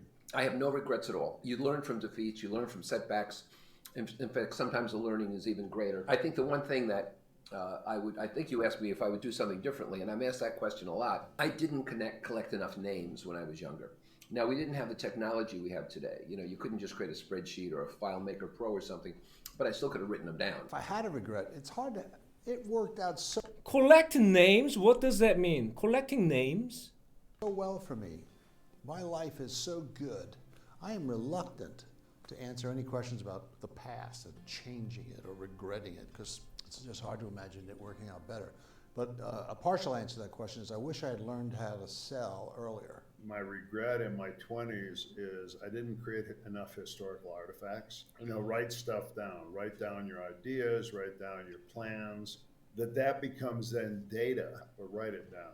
I don't have any regrets. Money is not the metric that I use for success. And so consequently, I just enjoyed flying so much and contributing to the defense of the country and to NASA and scientific investigations. So it was a good match for me. What are your most proud of moments of your career? Going from $0 to $1 million a month as head of sales. During that time, I had to figure out how to sell. I had to recruit a sales team. We did it. These kids that work for me, a lot of them are barely out of high school. A lot of them have had criminal records, but we're giving them a chance. We're trying to help them turn their life around and turn generations around for the next 5 generations. In your career, what have been some of the things you're most proud of? What I'm proud of is I can look around every day and see this global community of people I coach and I bring together, and how most of them who can get out of their own way are prospering. To me, that's tremendously valuable, because to play a small role in people's success on a daily basis is hugely rewarding. What is the silliest thing you've spent money on? The silliest thing. The silliest thing? I once bought a Jeep Grand Wagoneer, and I checked Consumer Reports. It was like 2.5 stars out of 5. And I thought, can't be that bad. Within a year, we came out for the house one morning to the driveway, the car was gone. Called, reported to the cops, it had been stolen. And they called back a couple hours later and said, good news, we found it. I said, yeah, even the thieves who've just stolen this thing, they don't want it. It wasn't broken down, wasn't out of gas. They just got in and went, we hate this.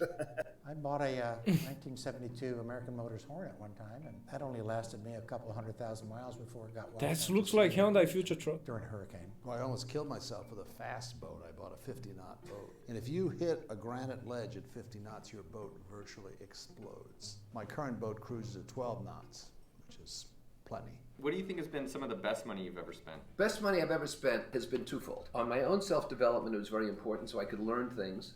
And for my family, it was very important so we could enjoy things as a loving group. Money spent on family is very important because it also conveys certain values to people. My kids had no college loans because I paid for their college education. I felt it was my responsibility. I paid for my daughter's wedding. That's my responsibility. I'm big on accountability. That seems to be disappearing these days. I have a trade school here that I fund out of my pocket that teaches plumbing, electricity, construction skills to people for free. And I have a preschool, 6 months to 5 years old. We got a lot of stuff going on to make us relevant in the community.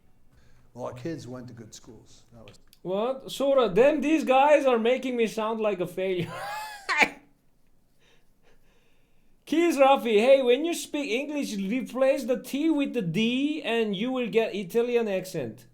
What? For example, teacher, teacher, teacher. Italian people say teacher, my teacher,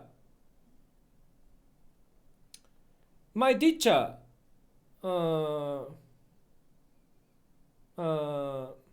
What else? TikTok. Yeah? I'm talking about TikTok, yeah? TikTok.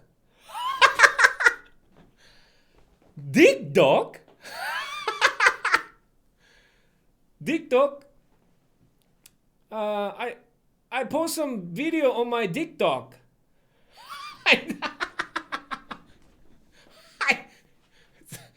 Yeah? And what else? Yeah? Travel, yeah? Drabble, yeah? I drabbled to Hamilton. Yeah?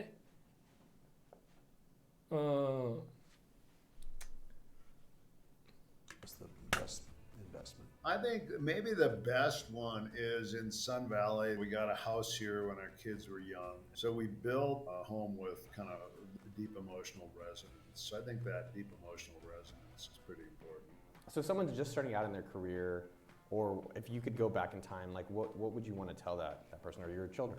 There are a lot of very treacherous people out there. And by that, I mean, they are basically people out for themselves. Those are the sorts of people you want to avoid. Get rid of your sense of entitlement, you know, get rid of it, you know. Life's hard, get it used to it. I did a sales course for Houston Community College, and one of the kids asked me a question, well, when you're an entrepreneur and things don't go your way, what do? I said, you get up in the morning, you put your big girl and big boy britches on, you go back to work. That's kind of like a prize fighter saying, I want to be a prize fighter, but I don't ever want to get hit in the face. It ain't gonna happen. Stop calling yourself a coach, a consultant, a facilitator, a trainer, whatever the hell you call yourself. There are a lot of excellent consultants and coaches and trainers and so forth who are broke because they can't market. Nobody wants to hear about your credentials. Nobody wants to hear about your testimonials. Nobody wants to hear about your methodology. What they want to hear is, what's in it for me? And so it's not what you do, it's what you create. And that's the essence of marketing, creating need. So stop telling me about yourself and tell me why I'll be better off after you walk away. You know, my advice to people in their 20s is write stuff down, recruit a mentor, and build a He loves writing. that a rising tide He loves writing. Lifts all boats. You still have Write to it down. feel when Yeah, the write tide it is down. rising.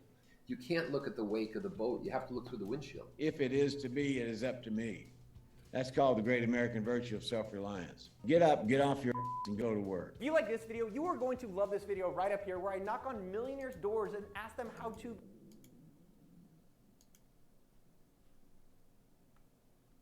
Okay.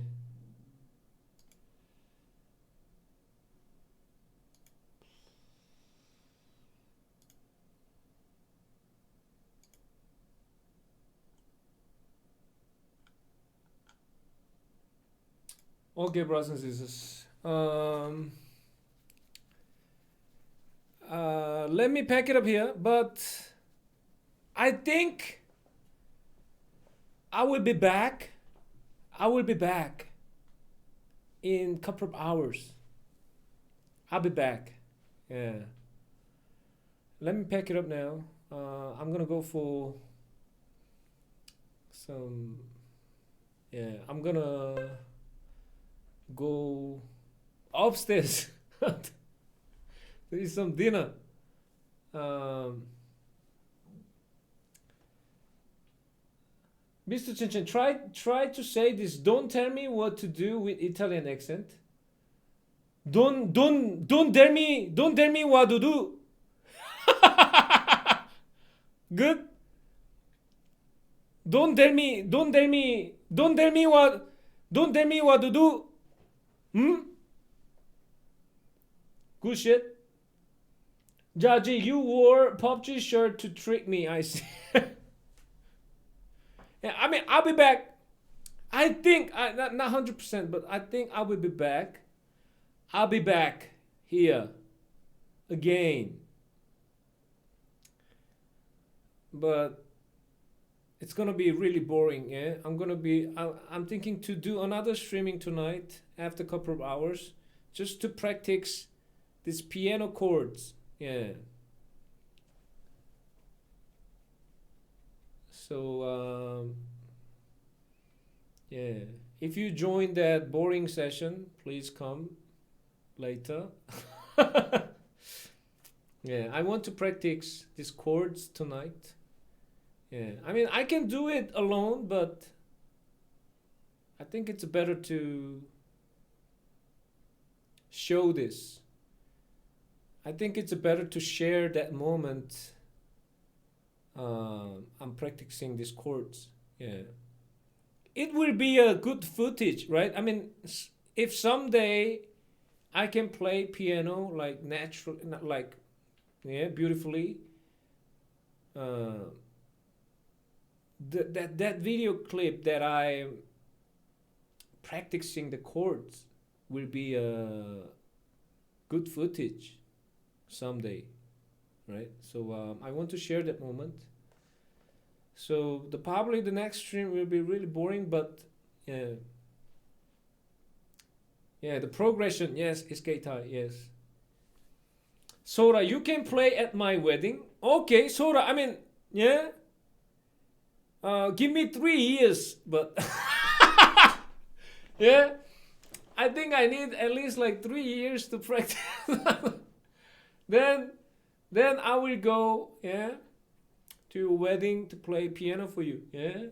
Sora, 3 years, is that okay? Yeah, I'm okay. Okay.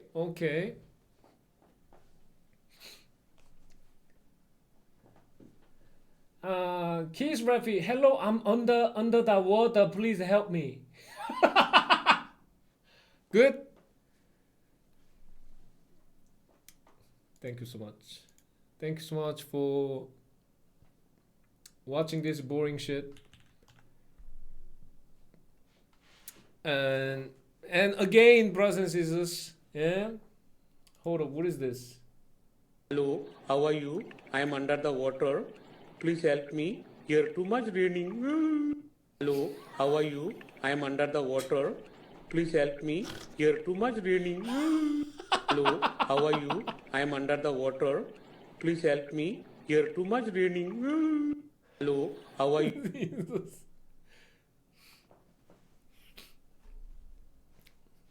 Yeah.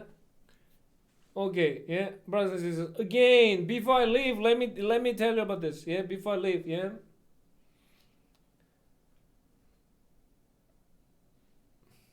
Yes, I talked about, we watched about this video, yeah, the conspiracy, the moon, yeah, the conspiracy about this Apollo 11 shit, yeah.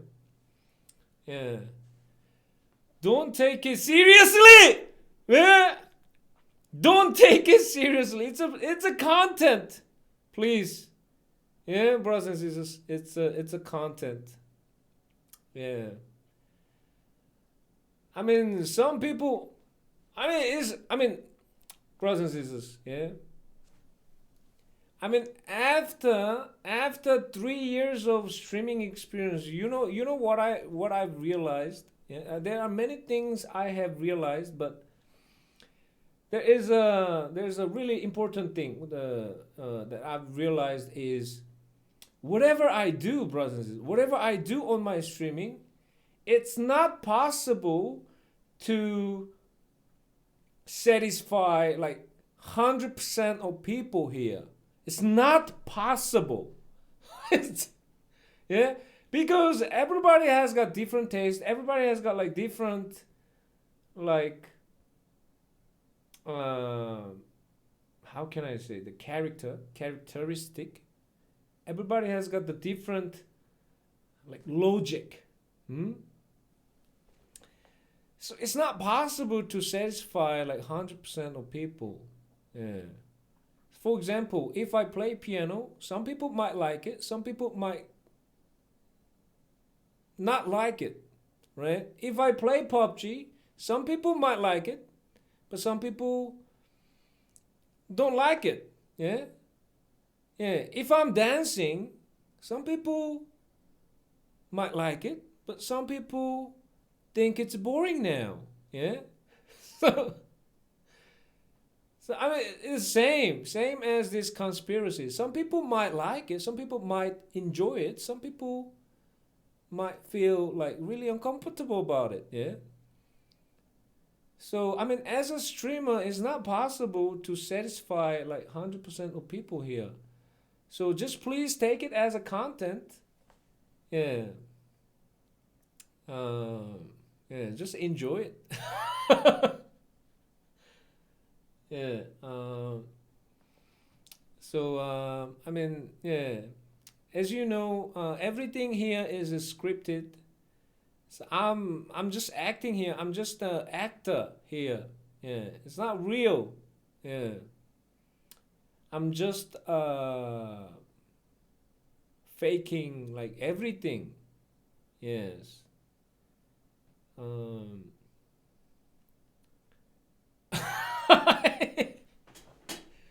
So yeah, that's what I want to say. And thank you so much for watching this. Yeah, I hope you have having happy weekend. I hope you have enjoy your weekend. Yeah. Have a great time. Happy time. Yeah. Lots of laughs. Smile.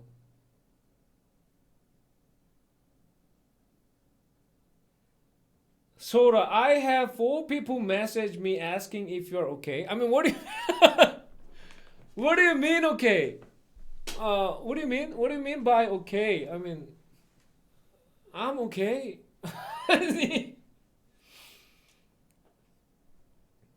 Are you okay? I'm okay. Yes. Probably I'm not okay, brothers and sisters. Yeah. People will come to kill me. I'm scared. People-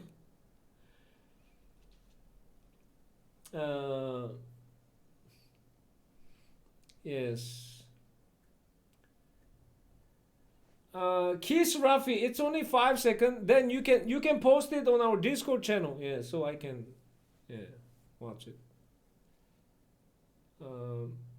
So yeah, Discord. That's the sign. That's a sign for you to join the Discord.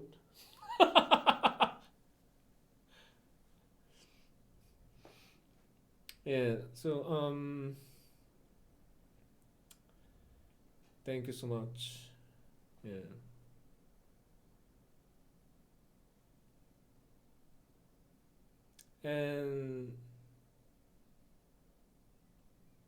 And this is I want to say this before I forget again. Yeah. This is about Sora. Yeah. This is about Sora. Yeah. I mean, it's nothing related to what I've said previously. Yeah. It's just a random shit. Yeah.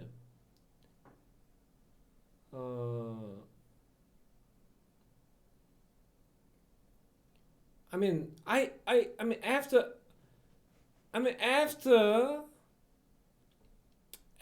you are born, was born, and even Jay, after Jay was born, not after, I mean, for that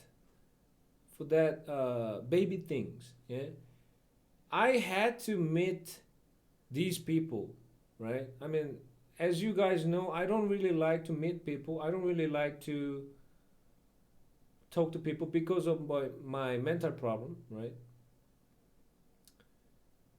Yeah.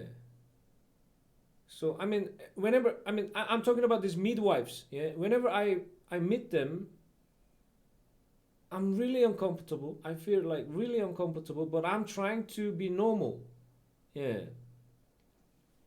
And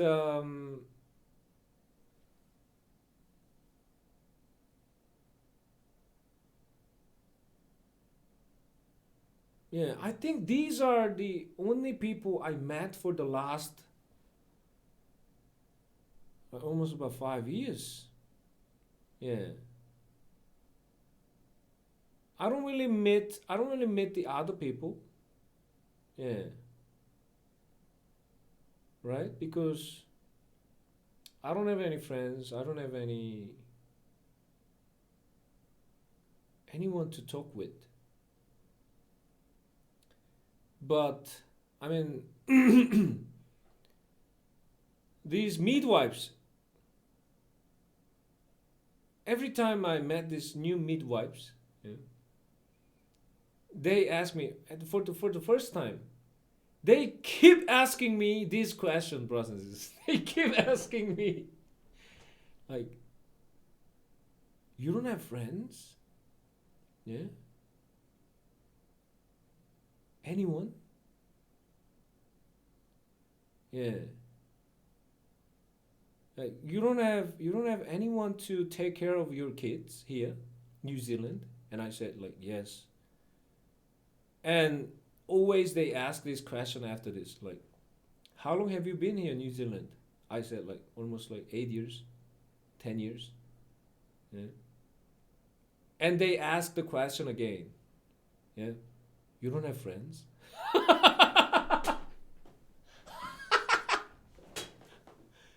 Yeah.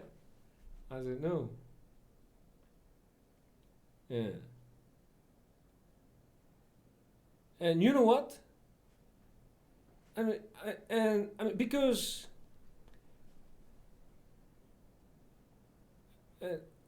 and recently I was asked the same question from this new midwives. Yeah, exactly the same question. Yeah, yeah. Do you have friends here? Yeah.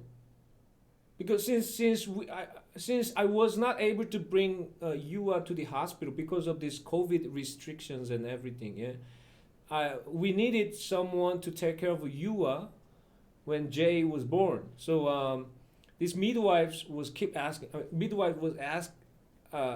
She asked about it to me, like, you don't have anyone, you don't have friends here, yeah. But this time was different. You know who came up in my mind? Sora. Yeah. Yes, I have one now. It's a Sora.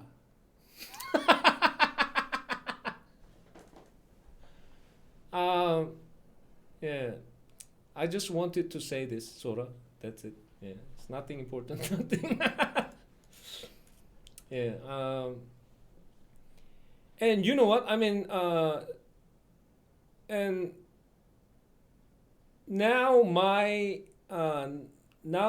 passport, which is Korean passport, almost it's expired, almost expired. So I had to extend it. I had to get a new one, or I mean, I had to renew it, or I had to apply for the New Zealand citizenship. Yeah. And not just for me, yeah. I mean, just in case I have to go to South Korea or Japan or wherever. I mean, if something happens in South Korea, in my family, yeah, I have to go, right? But to go there, for example, tomorrow, I have to get ready for that, right? I mean, not just for me, I need to get this passport for Yua and Jay too, yeah. But the thing is, to get a passport here, New Zealand, you need to have a friend. Yeah, you need to have a friend to, like, how can I say this? You need to have a friend who, you know what I'm talking about, Sora? What do we call it? Like,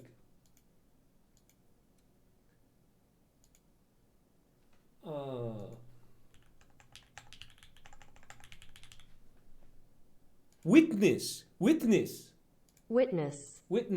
Yeah. You need to have this witness who actually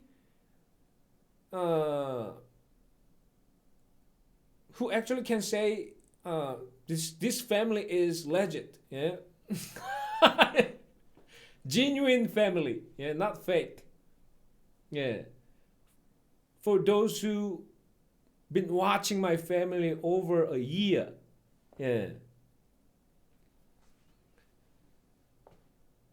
And I was like, oh my God, I've got nobody like that but Sora. Yeah? Sora, please get ready for that. Yes. I mean, I'm just saying, I mean, I don't know, somehow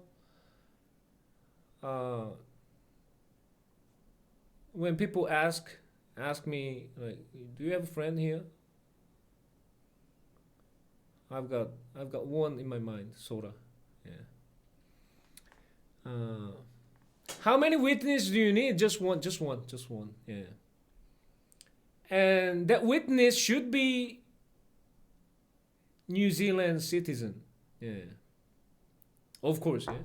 It can't be your family members. So I mean, if it can be a family member, I can ask Shaker, right? But yeah, it can't be a family member. Yeah. It should be like completely like someone else.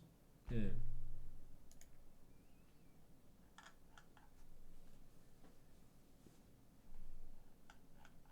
So Sora X ChanChan is happening. Golden, that's right. Yeah. I'm gonna go to meet Sora, yeah, and interview in real life really soon. Yeah. Yeah. And to get the sign on the paper, yeah, for the witness shit. Yeah. Yeah. Oh, Asher Raid! I will do it. I'm New Zealand citizen. But the problem, I mean, brothers and sisters, I mean, Dada also can do it. Dada or like, I mean, there are a lot of our brothers and sisters who live in New Zealand too. I mean, but yeah.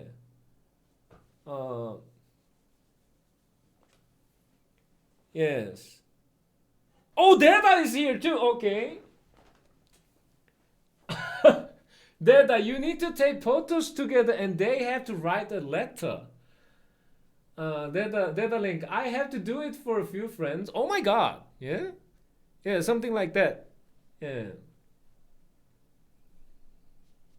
Yes. But Dada is so far away from here. So he lives in Auckland. So threesome.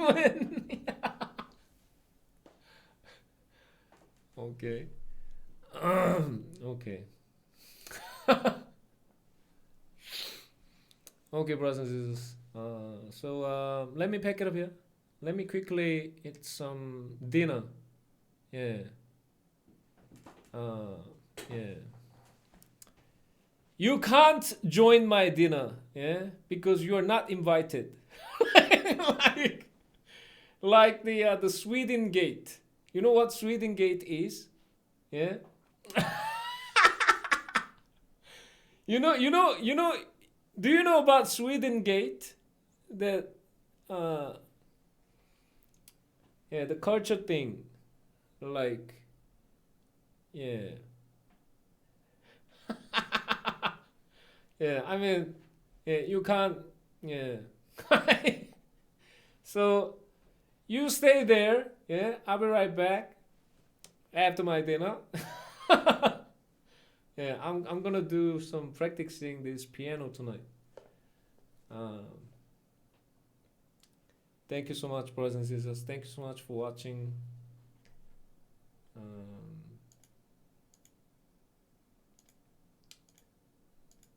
Yeah, I don't know.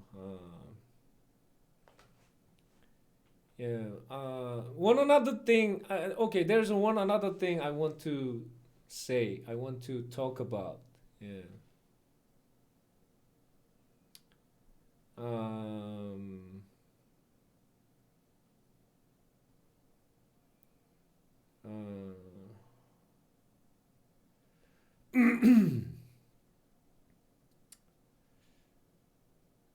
Okay, let me tell you this later. Not now. Not now. I think. I think it's not a right time. Yeah. Yeah. I think it's not a right time to talk about. Yeah. Um.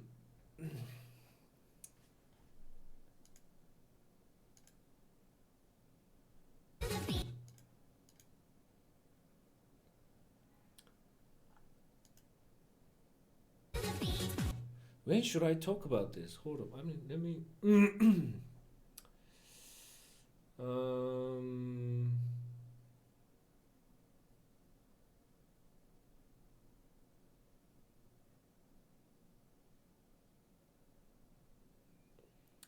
I mean, personally, brothers and sisters, I feel like the time is coming.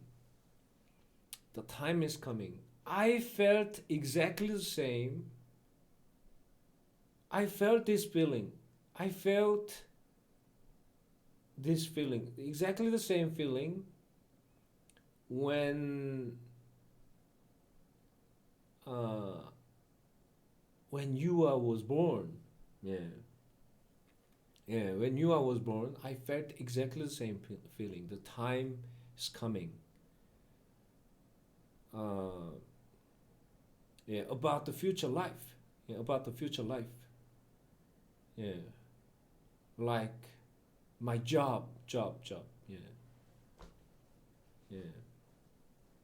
As you know, I mean, when Yua was born, yeah, the number of followers for my Twitch was only about like 1,000 or something. 1,000 followers. I mean, I think it wasn't even 1,000. Yeah. Yeah. Um, and I was thinking to find a job. Yeah.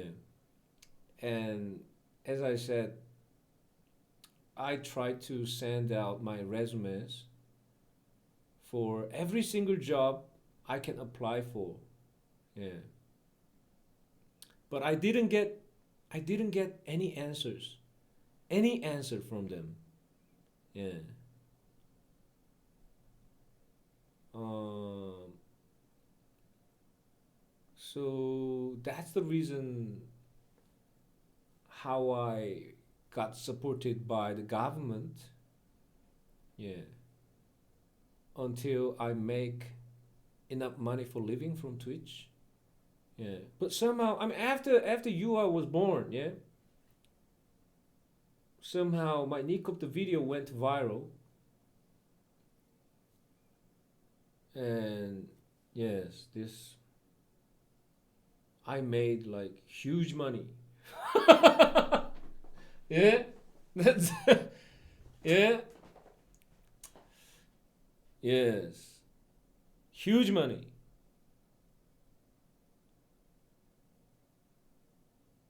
I think almost 30% of the money I made from Chibi.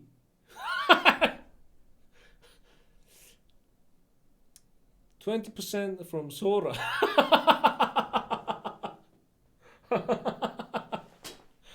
Yeah, I mean, yeah. Um, yes, but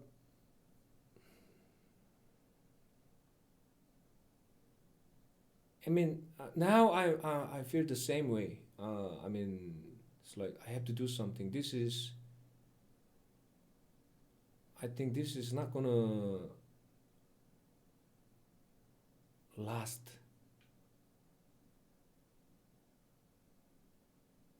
for a long time. Yeah, I have to do something. I have to find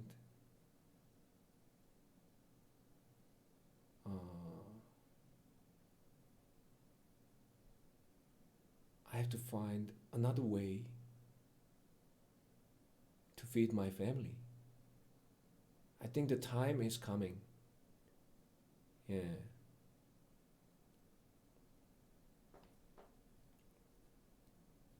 Yes. So,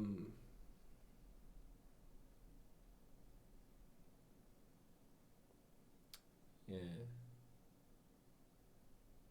I don't know. That's what but that's what I'm thinking these days, brothers and sisters. Yeah. Because now I have 2 kids, and the money I make from Twitch is like getting like lower and lower. Yeah, but don't get me wrong. It doesn't mean I'm asking you to donate money or something right now. Yeah, don't get me wrong. Yeah, I mean, yeah. Even if you do it, it doesn't really make a big difference. Yeah. So I'm not asking that. I'm just telling you that what I'm thinking right now. Yeah.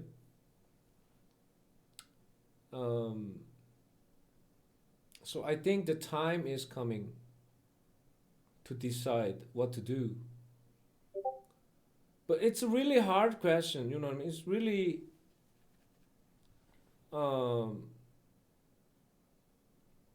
like I've been doing this streaming thing for the last 3 years, right? So if I do something completely new thing, I have to start from the scratch. Yeah? Yeah. So I'm not sure if doing something new is the right choice. Yeah. Should I keep doing what I'm doing, or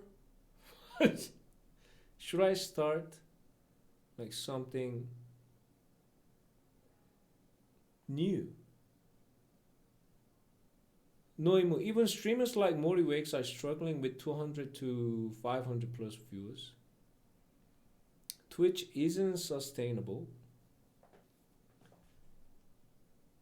I mean, it's just like YouTube is the same, right? YouTube is the same. I mean, those YouTubers has got like millions of subscribers. Yeah. I've seen many cases that those YouTubers, whenever they post a new video, it doesn't really get many views, just like their number of subscribers, right? So I think it's not just Twitch's problem. It's like, but I believe that if you can keep like making a good content, if you can keep making good contents, yeah, I think the number of followers or number of subscribers, it doesn't really matter. Yeah.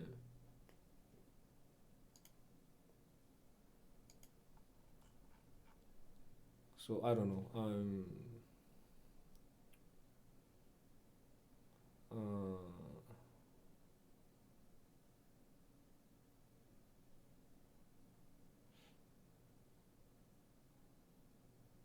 I want to try to make some videos about like traveling,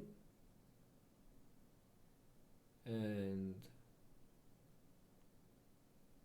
yeah, because I love traveling. Yeah, and this is the reason why I try to learn this piano is the yeah. Also because of that, yeah.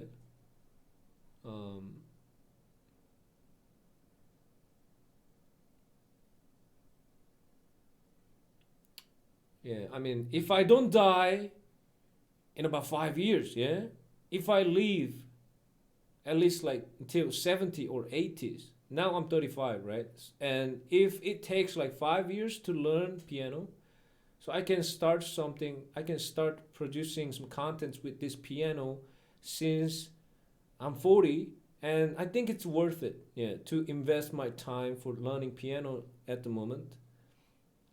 Yeah, that's why. Man, I'm trying to learn this.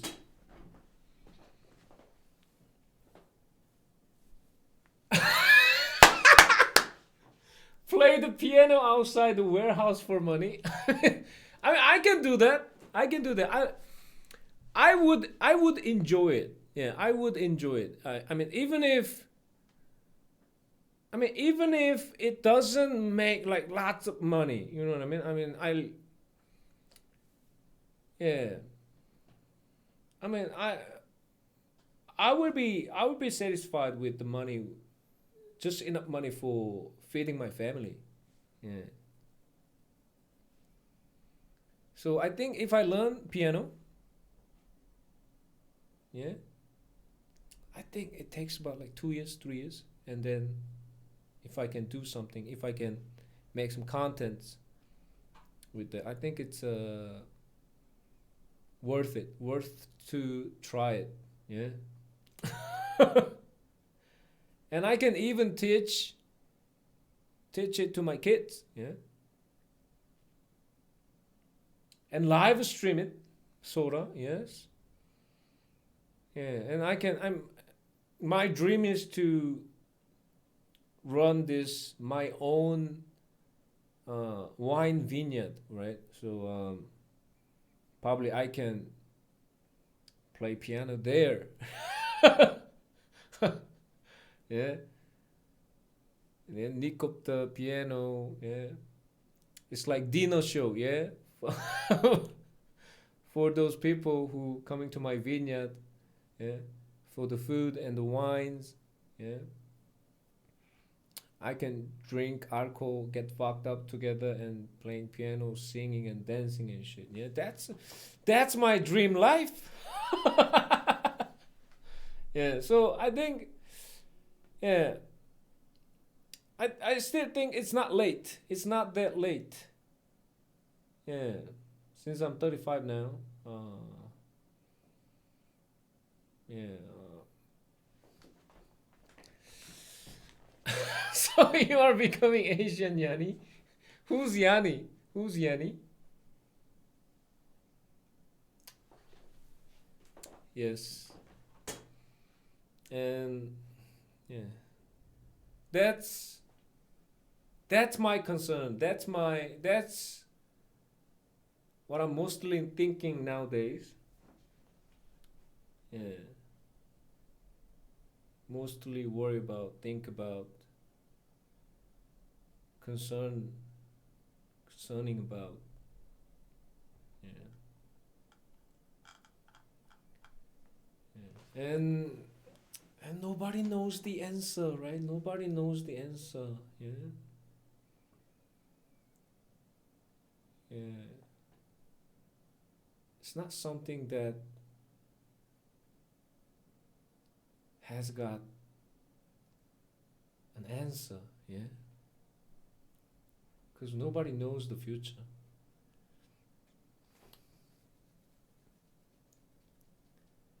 Yeah. So,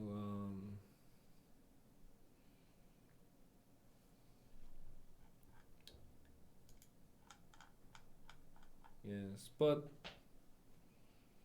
yeah, but I'm happy now.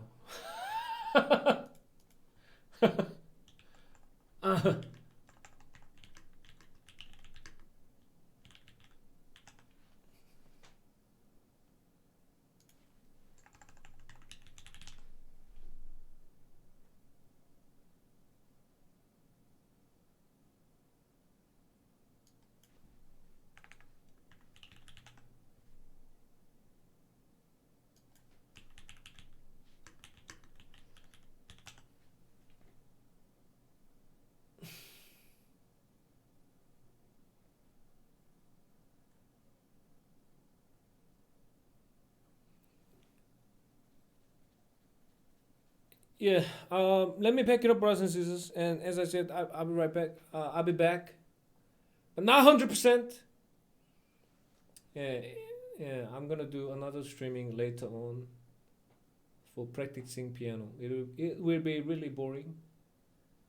Yeah.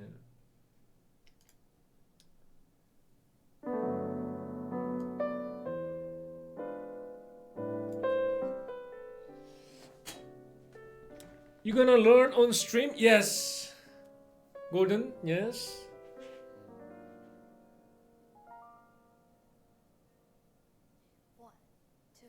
Thank you so much. Thank you so much, brothers and sisters. Let me pick it up here. Love you. Stay safe. Thank you so much. Thank you so much for hanging around with me. Thank you so much spending your precious time with me. I really, really appreciate it. Thank you so much. Love you. Stay safe. Thank you so much. Everybody have a great weekend. Happy weekend. Yeah? Happy time. Thank you so much.